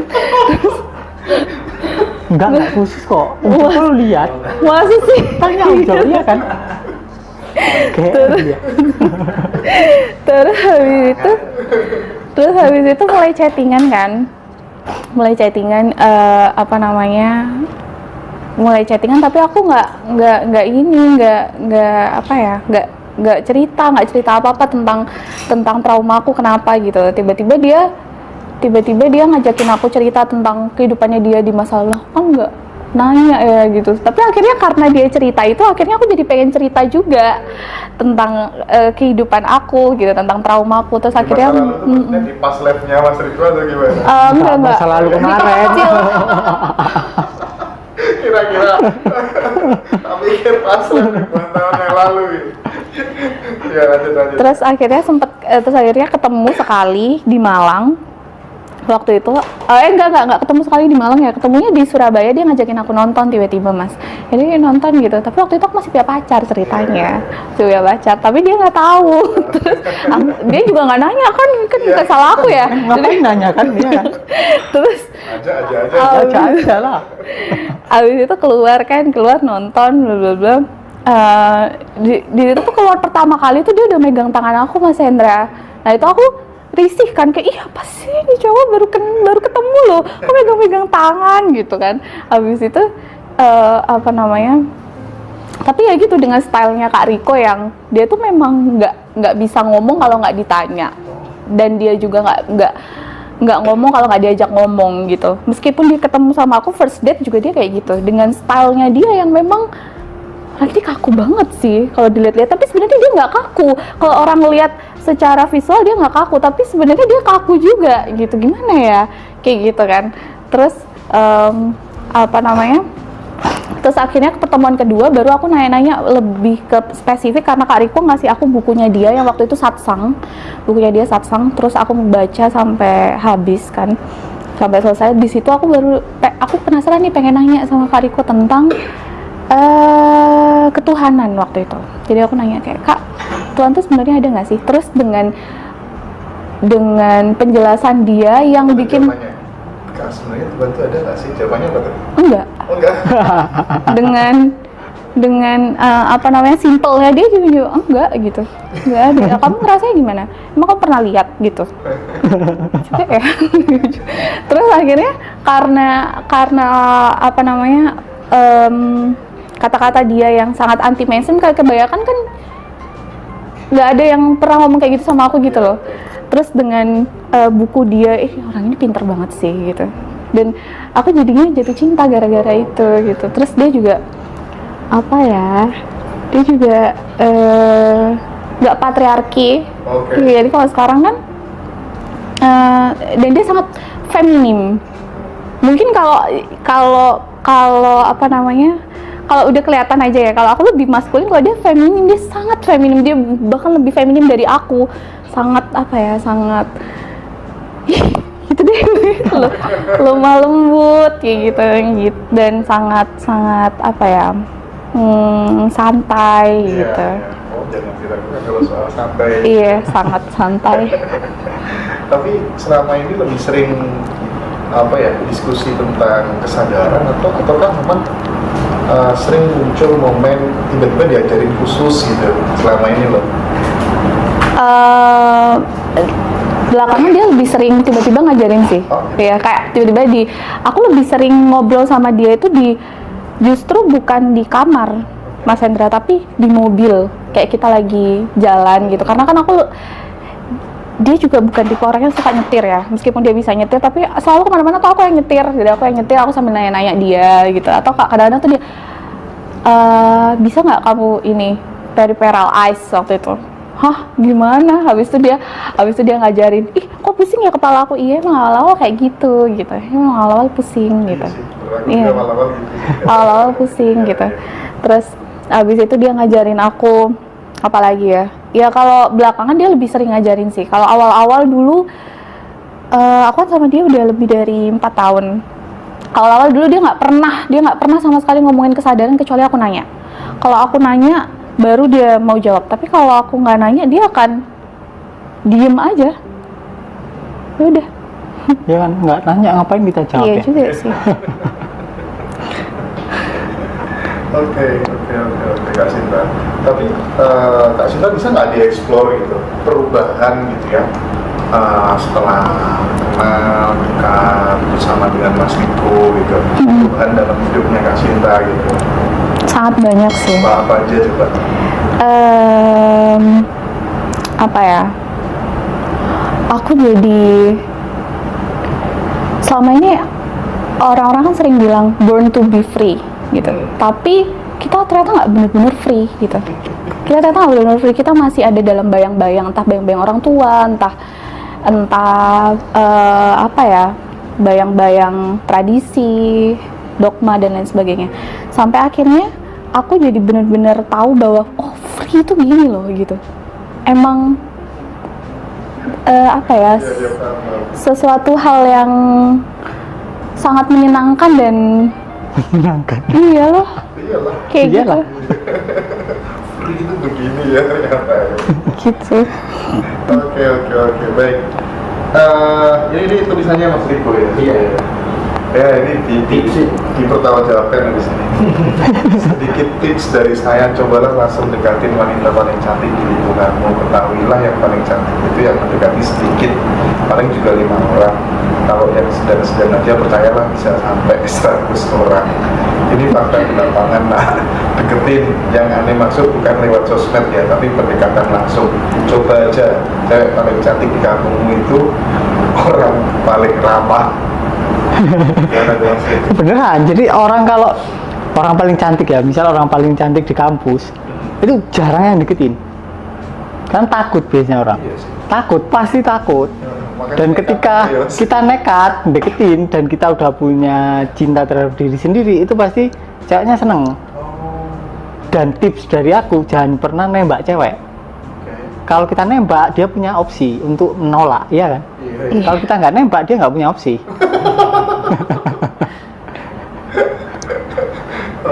Ya langsung aja kita bertingkah seakan-akan dia pacar kita. Oh langsung gitu? Langsung, udah. Langsung iya. Kita posisikan sebagai suami istri langsung ya? gitu aja. Jadi nggak ada opsi untuk menolak dia. Nggak perlu bikin proposal cinta dulu? Nggak perlu. Justru kebanyakan ditolak pasti. Pasti. Kan punya opsi untuk menolak kan? Iya sih. Di mainstream. Iya, keren. Oke. Law of attraction. Ada law of action. Yang rata-rata orang lupa Mas Riko. Jadi dia attract aja. Dia lupa sama action gitu. Jadi kalau bicara soal law ya, hukum ini mungkin salah satu yang paling terkenal mengatakan bahwa energi yang kita pancarkan melalui pikiran dan perasaan. Jadi ketika pikiran dan perasaan menjadi satu, dia menarik energi serupa di alam semesta. Jika kita memancarkan energi positif, kita akan menarik hal yang positif dalam hidup kita gitu. Tapi rata-rata teman-teman yang ikut kelas bunuh diri itu berhenti di situ aja. Lupa sama yang namanya hukum aksinya. Gitu. Hukum yang menekankan pentingnya tindakan nyata sebagai respon terhadap hukum tarikan. Kita perlu mengambil langkah konkret untuk menciptakan perubahan dalam hidup kita, bukan hanya mengandalkan pikiran positif. Nah, yang kemudian terkadang sering terjadi miss ketika kemudian memahami letting in adalah seolah-olah letting in ini melupakan yang namanya hukum aksi. Nah, bagaimana menjawab itu? Nah, aslinya ketika kita letting in, terus kita terjun ke dalam lautan, kita akan gerak, tapi kita tidak merasa bergerak. Artinya kalau di Sufi itu digerakkan oleh Allah atau oleh ketuhanan. Jadi kita nggak gerak, hanya tiba-tiba gerak spontan gitulah. Dan itu yang terpenting. Jadi kita tidak berusaha gerak, tapi gerak sendiri. Ketika samskaranya udah clear atau kita sudah bisa terjun ke dalam lautan, artinya kita sadar, oh ternyata aku yang ini, gerakan muncul sendiri. Nah, bisa nggak kemudian diasumsikan begini bahwa kemudian teman-teman yang melakukan manifestasi dengan mudah, meng-create hidupnya dengan mudah, jangan-jangan dia juga bagian dari digerakkan oleh ketuhanan itu sendiri? Iya, jadi ketika dia kebetulan nggak ada samskara, biasanya kan ada dua tipe manusia kan. Oke. Ada yang dia kekurangan dalam satu hal, tapi lebih dalam satu hal. Misal lah, orang kaya tapi dia sakit-sakitan. Oke. Berarti kan ada samskara terkait penyakit, tapi nggak ada samskara terkait keuangan. Keuangannya lancar, penyakitnya banyak. Nah itu sama.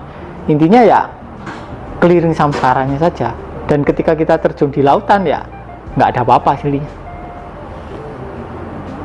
Iya kan? Samskara kan cuma ketika kita ada di posisi ombak. Oke, Mas Riko. Jadi kita nggak bisa bahas hukum ini satu persatu. Nanti teman-teman bisa gali sendiri. Saya sekarang pengen bertanya sesuatu yang mungkin paling banyak dialami oleh rumah tangga, sebagian kebanyakan orang gitu ya. Jadi kan ada yang mengatakan jatuh cinta itu kan pakai perasaan, mempertahankannya pakai penghasilan gitu. Nah ketika penghasilannya sudah menurun, cintanya ikut menurun. Gimana biar nggak seperti itu Mas Riko? Meskipun penghasilan pasangan menurun, tapi cintanya tetap bisa utuh gitu, sehingga tidak terjadi divorce gitu. Iya. Jadi yang perlu kita tahu, apakah yang ditanyakan itu benar-benar cinta atau sesuatu selain cinta yang dianggap cinta. Itu penting. Jadi biasanya orang itu salah paham. Kayak keinginan mendominasi, terus keinginan eksploitasi itu dianggap cinta. Terus keinginan untuk mengontrol, mengendalikan pasangan dianggap cinta. Jadi keinginan mendominasi bukan cinta? Bukanlah. Iya kan? Keinginan mendominasi atau mengendalikan muncul dari samskara rasa ketidaklayakan.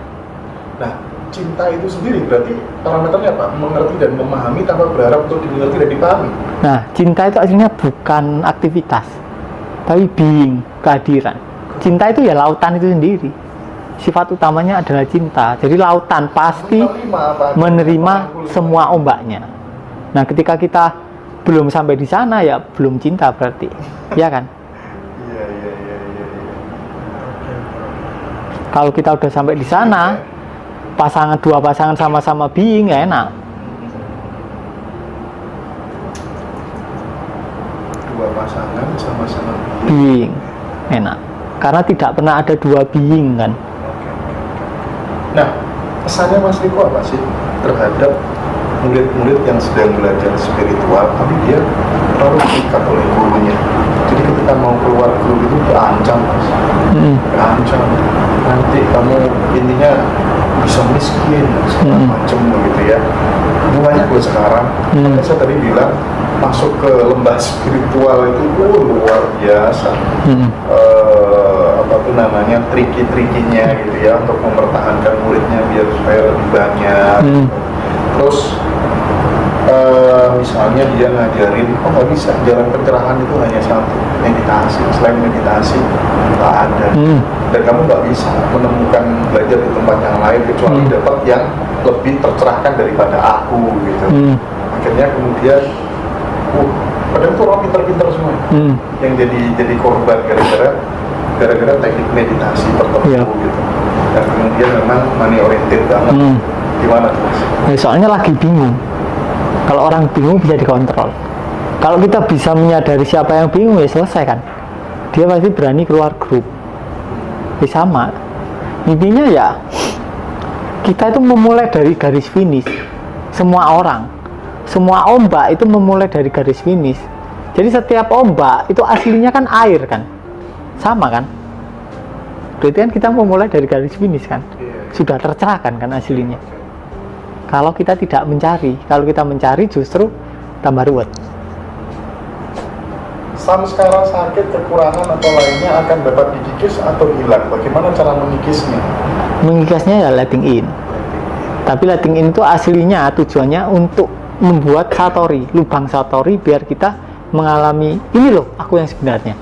Ketika kita mengalami ini loh aku yang sebenarnya, samskaranya hilang. Nggak ada, ya kan? Terus akhirnya aku mulai di ruangan yang gelap itu kayak berjam-jam gitu. Sampai akhirnya Ngapain itu Mbak? diem aja ngelihat langit-langit tanpa ini ya, lihat handphone ya. Itu yang sering Riko lakukan sih bahkan sampai sekarang. Kayak diem aja gitu. Aku nangis apa segala macem, nangis diem lagi kayak gitu. Sampai akhirnya aku kayak menemukan apa ya?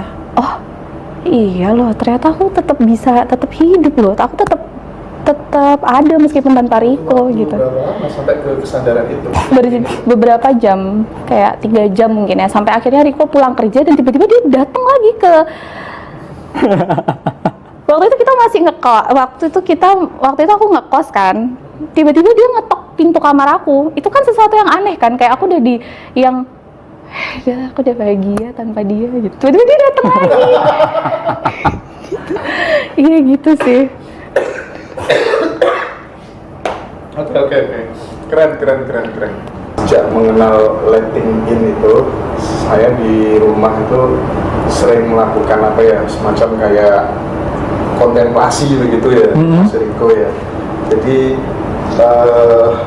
ada beberapa hal yang sekiranya perlu saya konfirmasikan ke Mas Riko. Apakah kemudian ini ada kaitannya sama letting in, Mas? Misalnya gini, kita seolah-olah itu memainkan tokoh di dalam virtual game, di mana kita juga sebagai operator sekaligus sebagai pemerannya atau sebagai avatarnya gitu. Jadi kita latihan menarik diri kita sebagai pemain komputer game tadi gitu. Apakah kondisi seperti itu ada kemiripan dengan letting in menurut Mas Riko? Jadi sangat mirip, karena apa ya? Karena kita kan ketika main game, kita biasanya teridentifikasi sama salah satu karakter atau avatarnya. Terus kita akhirnya lupa kalau kita ada di luar game, sedang main, sedang menyaksikan dan sedang memainkan. Nah, ketika kita sadarnya kalau kita itu hanya sebatas avatarnya, kita nggak punya pilihan, ya kan? Karena kita terjebak di dalam ceritanya. Tapi ketika kita bisa keluar dari avatarnya, kita sadar bahwa kita adalah kesadaran atau yang main dan yang menyaksikan, ya otomatis ada pilihan dan tinggal ganti pilihan. Nah, agar kita bisa keluar dari avatarnya sangat penting untuk letting in, karena dengan letting in kita belajar untuk menerima pengalaman kita apa adanya. Karena hanya dengan ketika kita membiarkan pengalaman itu apa adanya, kita bisa keluar ke dalam lautan. Kalau kita masih menolak, terus masih berusaha memusuhi, terus berusaha berperang dengan pengalaman internal kita, ya otomatis nggak bisa terbebas. Karena masih ada konflik kan. Dan selama kita terus konflik, ya ibaratnya akhirnya kita berperang selama 24 jam. Itu. Tapi kan nggak gampang juga ya kita memerankan diri sebagai operator dan sekaligus sebagai pemeran utama. Sedetik, 2 detik, 3 detik untuk awal-awal kan sudah balik lagi kayak gitu. Emang begitu ya? Memang gitu, karena aslinya gampang. Cuma karena kita sudah terbiasa hidup sebagai avatarnya kan, hidup sebagai karakternya selama berpuluh-puluh tahun. Itu.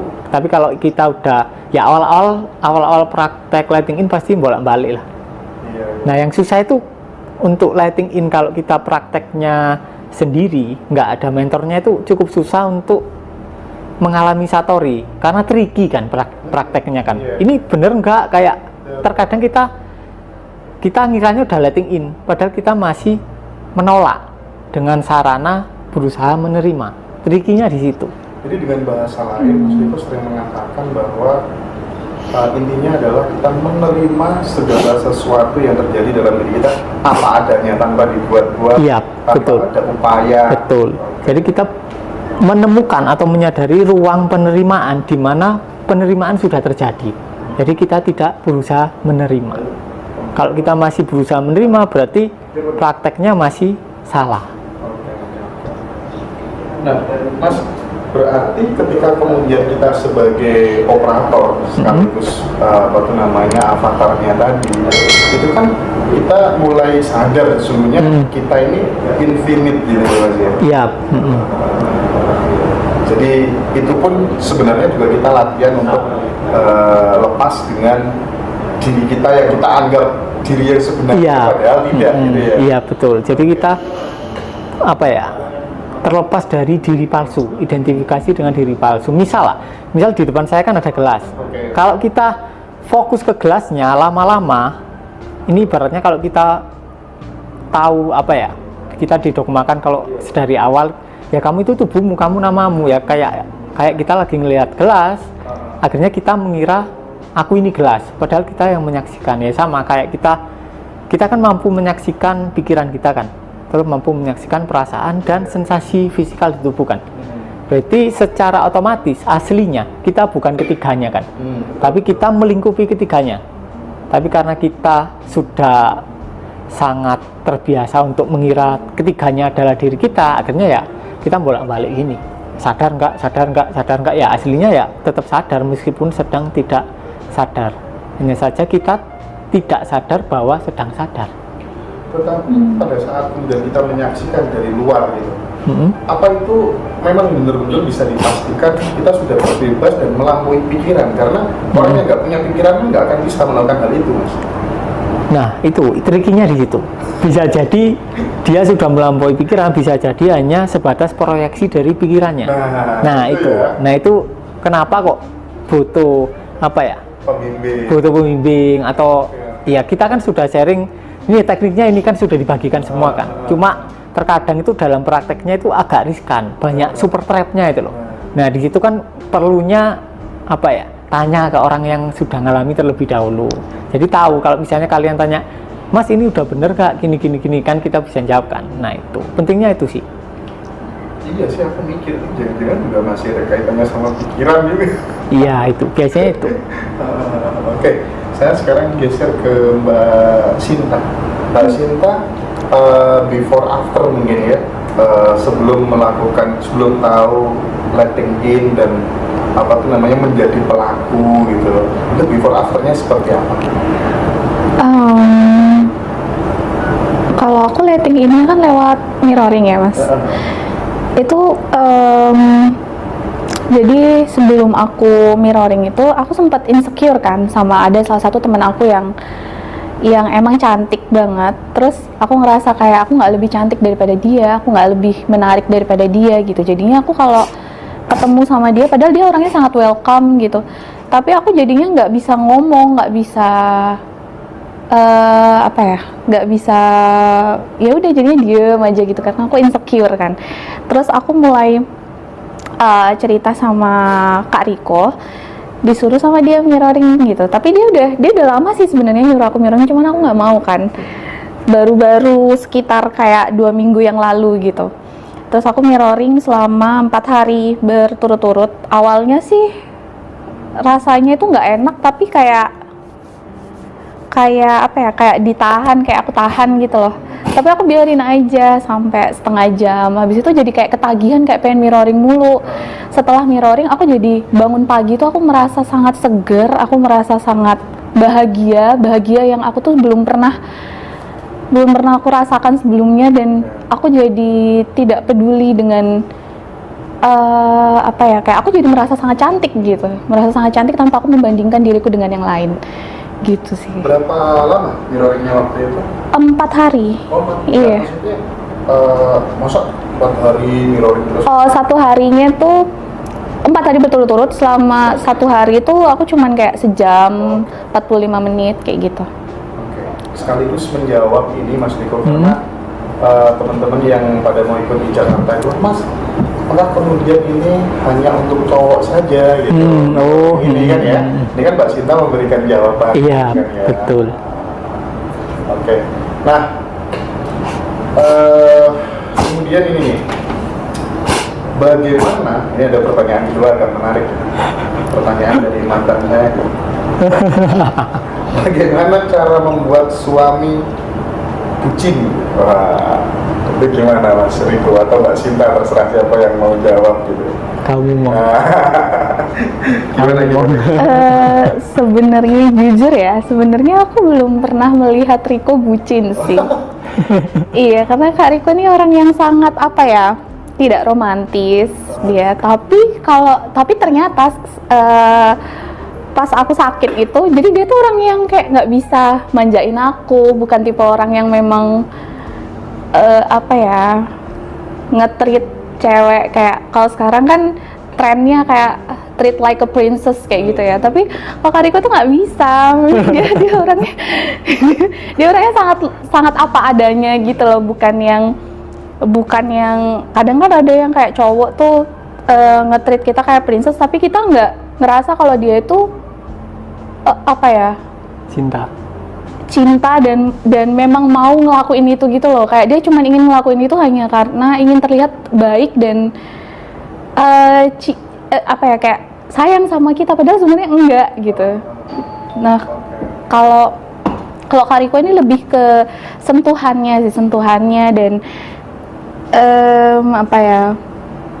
tatapan matanya kayak gitu. Emang dia beda sih, kayak gimana ya. Jadi kalau dibilang bucin, kayaknya lebih bucin aku deh, bukan dia. Nah, itu. Berarti pertanyaannya harus diganti berarti. Aku tanya ke Mas Riko aja. Gimana Mas ketika kemudian ada pasangan gitu ya, terus kemudian misalnya dia cewek gitu, pengen pasangan cowoknya itu bucin sama dia. Menurut Mas Riko gitu ya, apa yang harus dilakukan oleh si cewek itu? Nah gini, kita kan punya sosok ideal di kepala kan? Betul. Iya kan?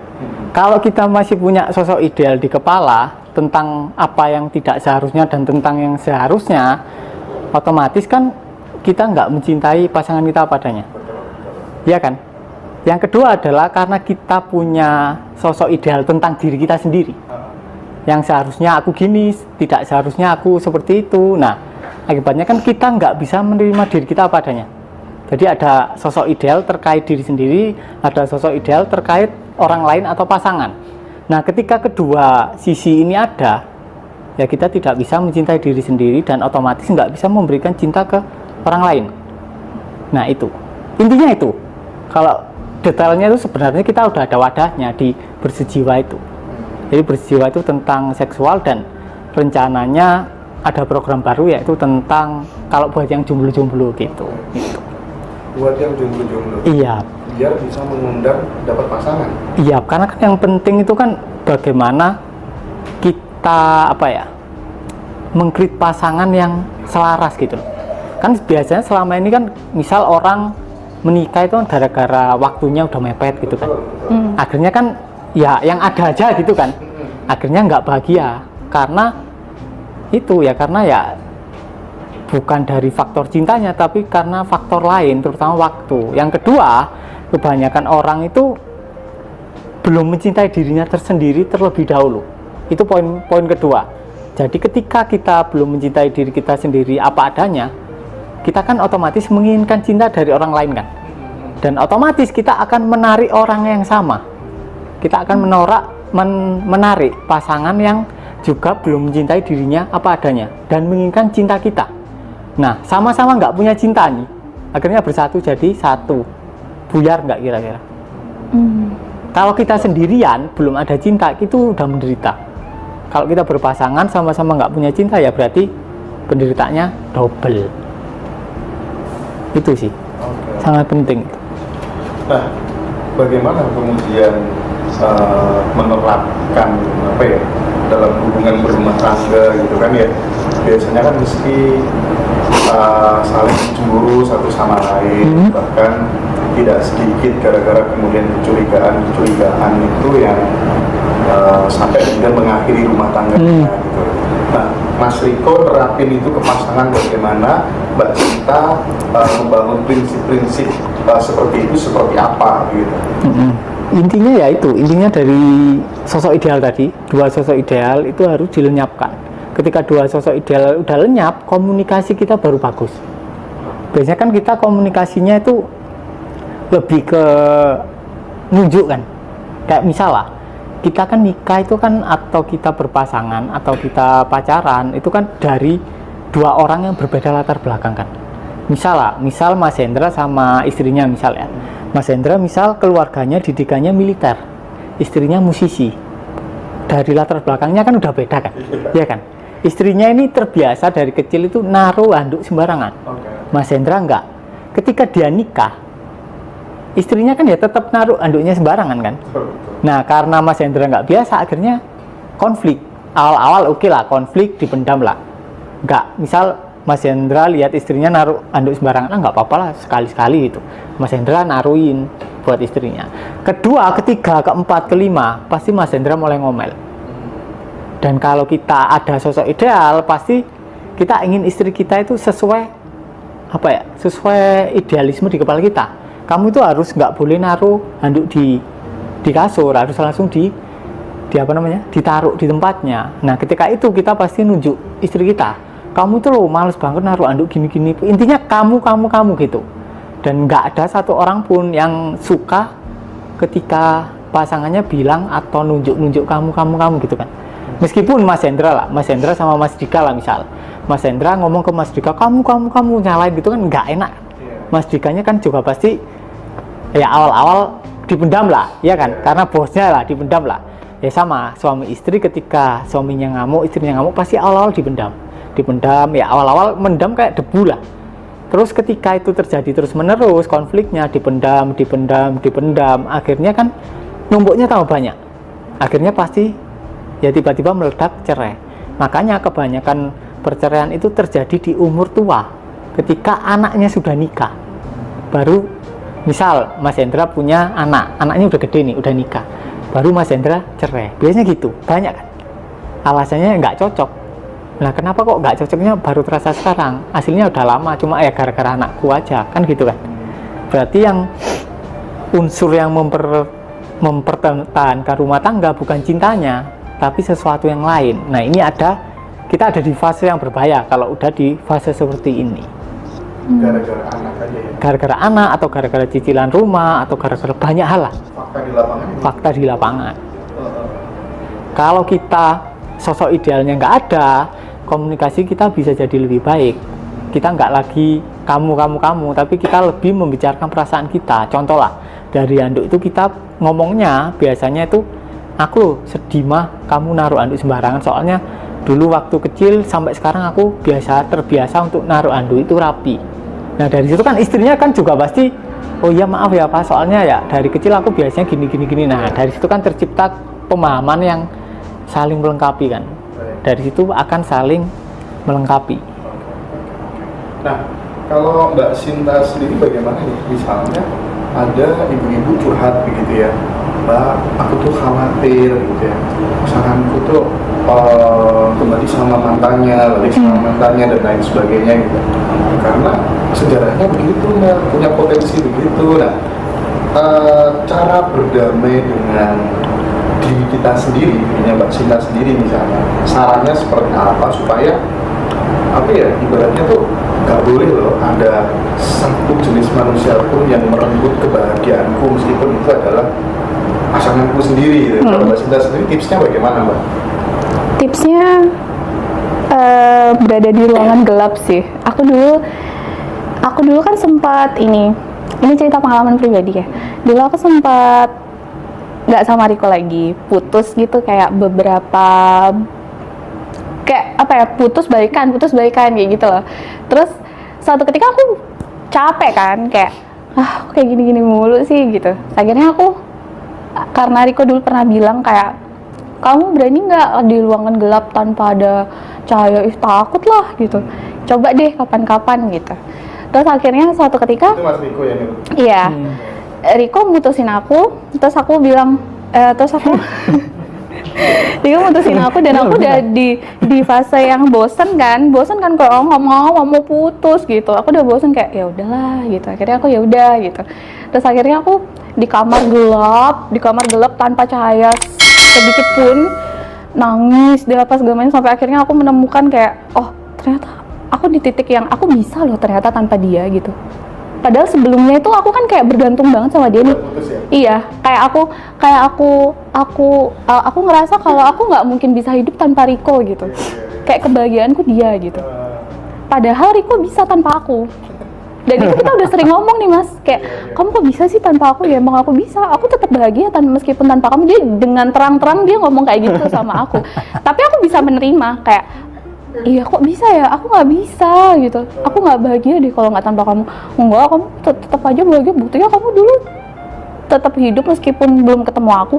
Ya juga, tapi kan udah ketemu kamu kan beda gitu kan. Terus akhirnya aku mulai di ruangan yang gelap itu kayak berjam-jam gitu, Sampai akhirnya Ngapain itu Mbak?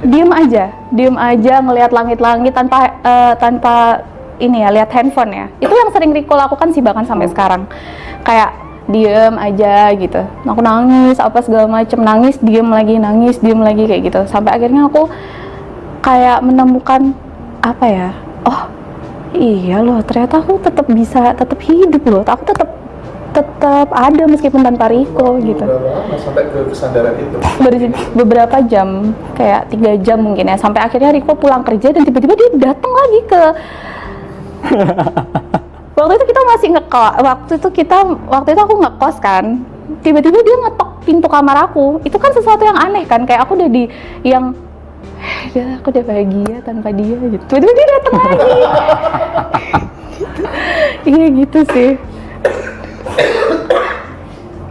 Oke. Keren. Itu sendiri kan banyak tuh orang yang mengatakan bahwa tanggal lahir sampai harus diubah dan lain sebagainya begitu. Tanggal lahir diubah. Ada Oh iya ya. Ada serius.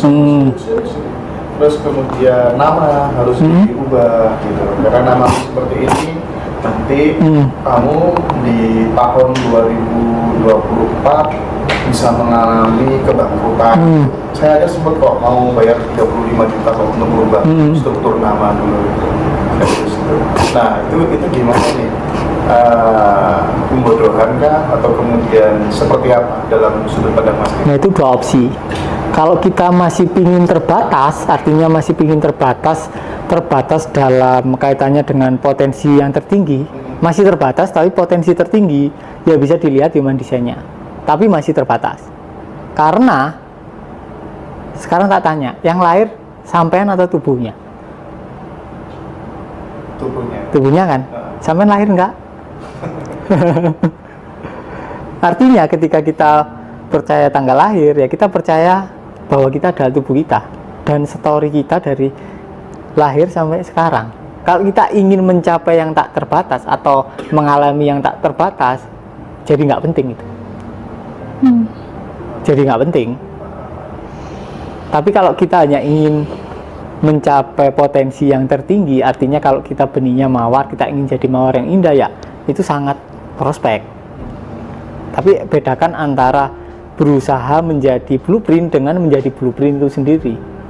Berusaha sama menjadi beda ya. Artinya kalau kita benihnya mawar, itu kan tumbuhnya mawar. Ya. Tapi bisa jadi kita meniru nanamnya bunga plastik mawar. Oke. Tahu. Gitu. Jadi astrologi tadi sebenarnya memang ya penting juga sebenarnya untuk mengetahui blueprint anak gitu ya, talentanya gitu. Iya. Kita nggak salah arah gitu ya Mas Riko ya. Karena tidak sedikit kegagalan teman-teman kita itu ya karena memang awalnya salah pendidikan dari orang tua yang dipaksa gitu kan ya. Tidak ketemu bakatnya sejak lahir dulu gitu. Tapi ngomong-ngomong ini Mas, banyak banget nih teman-teman yang di live TikTok ini yang penasaran sama ini Mas Joko. Parfum penarik jodoh ini. Parfum penarik jodoh. Oke ya. Nanti silakan ya pre-order. Oke lah. Dari sini sekarang saya ingin geser ke dengan banyaknya platform media sosial sambil minum Mas. Banyak platform media sosial itu kan live itu ada yang namamu siapa gitu, ada terawangan kodam. Keren itu, banyak banget ya terawangan kodam. Terus misalnya Riko dan Sinta tidak akan lama atau tidak akan bisa bahagia. Hendra dan Dewi gini Sutahif dan siapa gitu, itu gimana Mas? Dia gini, kayak gitu tuh. misalnya Mas Hendra minta diterawang sama 10 orang, hasilnya beda apa sama? Beda kan? Berarti itu murni kondisinya Mas Hendra atau asumsinya yang subjektivitasnya nerawang, iya kan? kira-kira ya. Intinya apa yang disampaikan adalah tentang samskaranya yang nerawang. Intinya itu. Dan kesalahan dari kebanyakan orang itu mereka bertanya ke dukunnya. Ketika dia bertanya, otomatis dia memberikan kuasanya ke dukunnya. Ketika dijawab, otomatis masuk ke bawah sadar. percaya. Kalau kita bertanya otomatis karena kita percaya kan, ya jangan tanya berarti. Itu kan. Kalau misalnya Sinta itu dulu pernah di Terawang tiga orang beda-beda. Dulu sebelum kenal aku cerita, satunya nerawang ada kakek-kakek, satunya nerawang ada tuyul. Nah, tuyul apa nyusu gitu apa gimana kan nggak tahu kan. Yang kedua ada siluman ular gitu. Ya kan aneh, beda-beda. Oke. Jadi terawangan kodam itu sebenarnya ya kalau kita mau jujur ya memang itu caranya dia cari penghasilan. Iya. Itu ya Mas ya. Tidak sedikit pula loh ya, selama kemudian saya terkeliling ketemu tokoh-tokoh spiritual gitu, teman-teman yang gak dapat jodoh itu ketika main ke sana disuruh beli kain kafan, disuruh selamatan Mas, biayanya sekitar 4-5 juta, supaya kemudian aura wajahnya menjadi lebih terlihat gitu. Karena sebelumnya mesti nggak mungkin deh wanita usia 35 tahun wajahnya kayak Mbak ini. Kalau Mbak itu kalau orang lain lihat usianya mesti sudah 45 dan lain sebagainya, dan percaya dan akhirnya bayarlah 5 juta. Konsepnya ruatan gitu, diruat pribadi.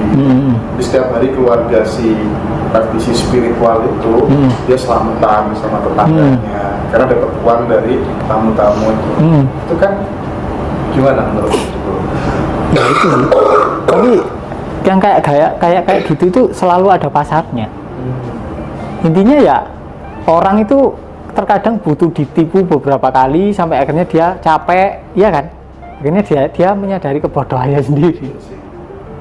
Iya pasti gitu. Praktek-praktek seperti itu mengganggu kan karena memang masyarakat kita masih suka yang begitu. Iya. Kalau di negara maju ya nggak laku kan soalnya. Kayak terawangan kodam nggak ada di sana, nggak ada. Dan itu kesempatan mangsa pasarnya luar biasa ya. Mangsa pasarnya luar biasa. Indonesia itu para Dan penipu. Iya. Dan yang bahaya itu cewek aslinya. Ketika dugonya cowok, bahayanya di situ, iya kan? Nyata kalau itu Pak. Nyata. Diajak ke hotel gitu, apa namanya? Katanya mau ngeruat, ayo ke hotel ngeruat. Karena udah bingung, biasanya manu. Dan sebenarnya mau masuk ke dunia spiritual atau kemudian religi itu case-nya ya hampir mirip-mirip juga. Hampir mirip. Kelas mursyid itu kalau kemudian karena temanku cantik ya, temanku cantik terus dia smart juga gitu ya, mesti ayo nikah sama aku, karena dia kan diidolakan ya. Iya. Dia idola banget sama mursyidnya itu kan. Nah, banyak kejadian kayak gitu. Tapi yang lebih ngeri menurut spiritual lebih ngeri. Lebih ngeri. Lebih ngeri lagi. Lebih ngeri. Oke. Nah Mas, kalau misalnya gini nih, aku kebetulan ada salah satu tetangga gitu, kemudian dia itu sudah stadium berapa ya kan atau apa? Stadium 4 kalau nggak salah, dia sudah nyerah lah ibaratnya. Tapi kan nyerahnya basisnya tidak seperti yang disampaikan oleh Mas Riko gitu. Untuk meluruskan supaya kemudian dia benar-benar menyerah total, tidak berusaha menyerah. Dan ya kita pengennya sebagai tetangga kan pengennya biar sembuh gitu ya. Nah itu gimana sarannya Mas Riko? Nah kalau kanker itu kan kemungkinan dikarenakan saat ibunya hamil, ibunya ini memendam kesedihan yang sangat dalam, akhirnya kankernya jadi keturunan, terus terekspresi ketika remaja atau ketika tua. Ya yang perlu dilakukan ya menyadari atau bersedia mengalami pendaman emosi kesedihan itu secara total. Ketika emosinya udah hilang, supportnya untuk ekspresi penyakit kan nggak ada kan. Ketika supportnya hilang ya penyakitnya hilang otomatis. Gampangnya gitu. Itu nggak ada kaitannya sama sifat ini nggak sih? Kodam.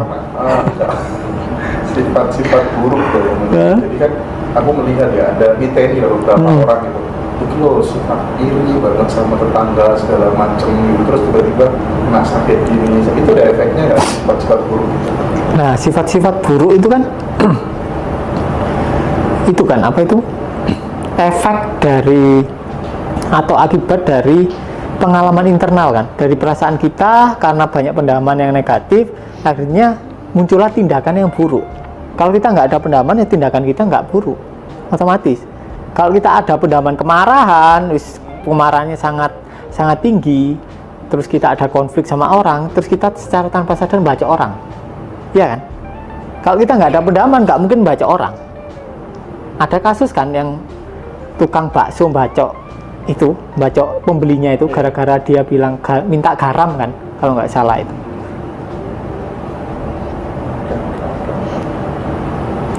Baik Mas Riko, jadi gini, ada satu hal yang menarik ya, karena aku melihat misalnya kayak siapa sih, pendirinya Tokopedia sih ya, William Tanwijaya itu. Beliau pun sebelum sampai pada posisi saat ini itu amalnya juga memulai dari pikiran gitu. Jadi dia menganggap bahwa takdir manusia itu yang menentukan adalah pola pikirnya gitu ya. Terus kemudian sahabat-sahabat di lingkungan sekitar saya gitu, ayahnya seorang guru Mas Riko, tapi kemudian nasibnya dia paling beruntung sendiri ketimbang saudara-saudaranya yang lain. Karena ketika kemudian dia masih kecil lihat pesawat terbang gitu, dia belum merasakan seolah-olah aku udah di sana, nanti aku ke mana-mana naik pesawat terbang gitu. Jadi dia benar-benar kering lewat pikirnya, dan dia menyimpulkan juga bahwa nasib seseorang ditentukan oleh salah satunya, ditentukan oleh caranya dia berpikir, karena itu akan berefek terhadap caranya dia bertindak gitu ya. Nah, ini kan bertentangan dengan konsep etiknya Mas Riko.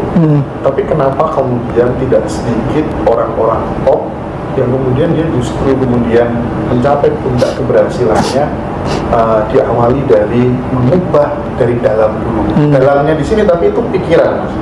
Pikiran. Bukan ketidakterbatasan seperti yang kita diskusikan selama ini gitu. Nah, saya ingin ini dikupas lebih detail gitu ya, karena kapan hari saya juga sempat curhat sama Mas Riko gitu. Saya mengalami begini Mas Riko, hampir yang terjadi dalam hidup saya desain sendiri sebagainya. Nah, itu gimana Mas? Supaya tidak ada miss. Nah, intinya itu bedanya Mas Hendra ya, kasusnya Mas Hendra sama temennya, misal temennya ada samskara rasa kekurangan, di mana rasa kekurangan berkaitan dengan finansial. Nah, Mas Hendra nggak ada samskara rasa kekurangan. Dari kecil memang karena orang tuanya nggak ada penanaman dogma kekurangan, ya nggak ngefek. Jadi ya tinggal intensi doang cukup. Tapi beda kalau orang misal ini samskara. Ini satu ruangan kan, ini luas kan. Ibaratnya satu ruangan ini adalah kita. Ini samskaranya ini. Terus kita teridentifikasi sama samskaranya, mengira diri kita adalah ini. Nah, kalau dari sini kita berusaha untuk mengubah jadi kaya kan susah kan? Nggak bisa, susah. Ya ini harus di non-identifikasi dulu. Kita harus identitasnya terbebas dari samskara ini, baru kita bisa memilih realita yang baru. Makanya kalau di fisika kuantum itu kan teorinya kan dunia paralel kan. Artinya Mas Hendra yang miskin ada saat ini, yang kaya juga ada saat ini, yang sakit ada saat ini, yang sehat juga ada saat ini. Nah, itu berupa potensi.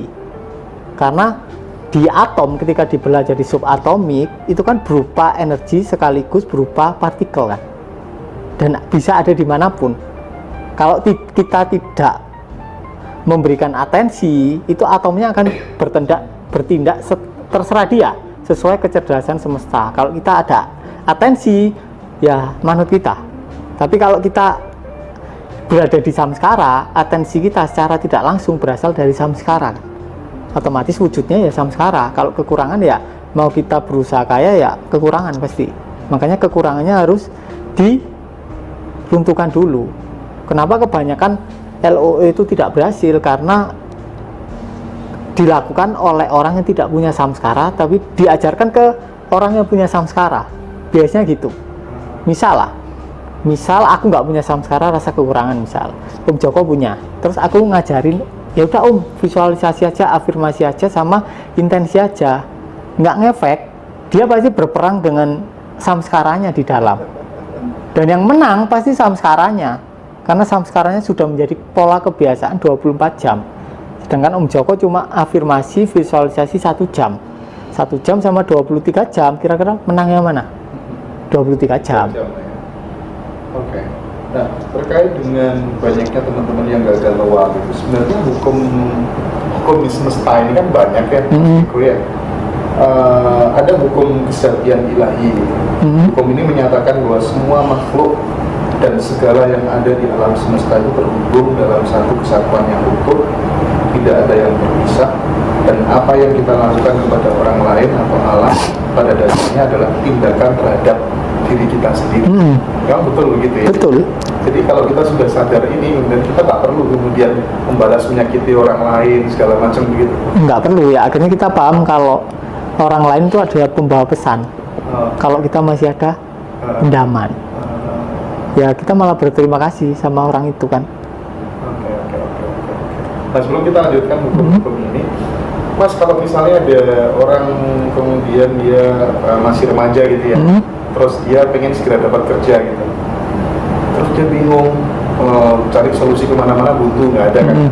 Gimana kalau terapin cara seperti Mbak Sinta tadi yang pokoknya gelap-gelapan aja semuanya gitu, itu bisa membantu nggak sih atau tambah stres kira-kira? Tergantung.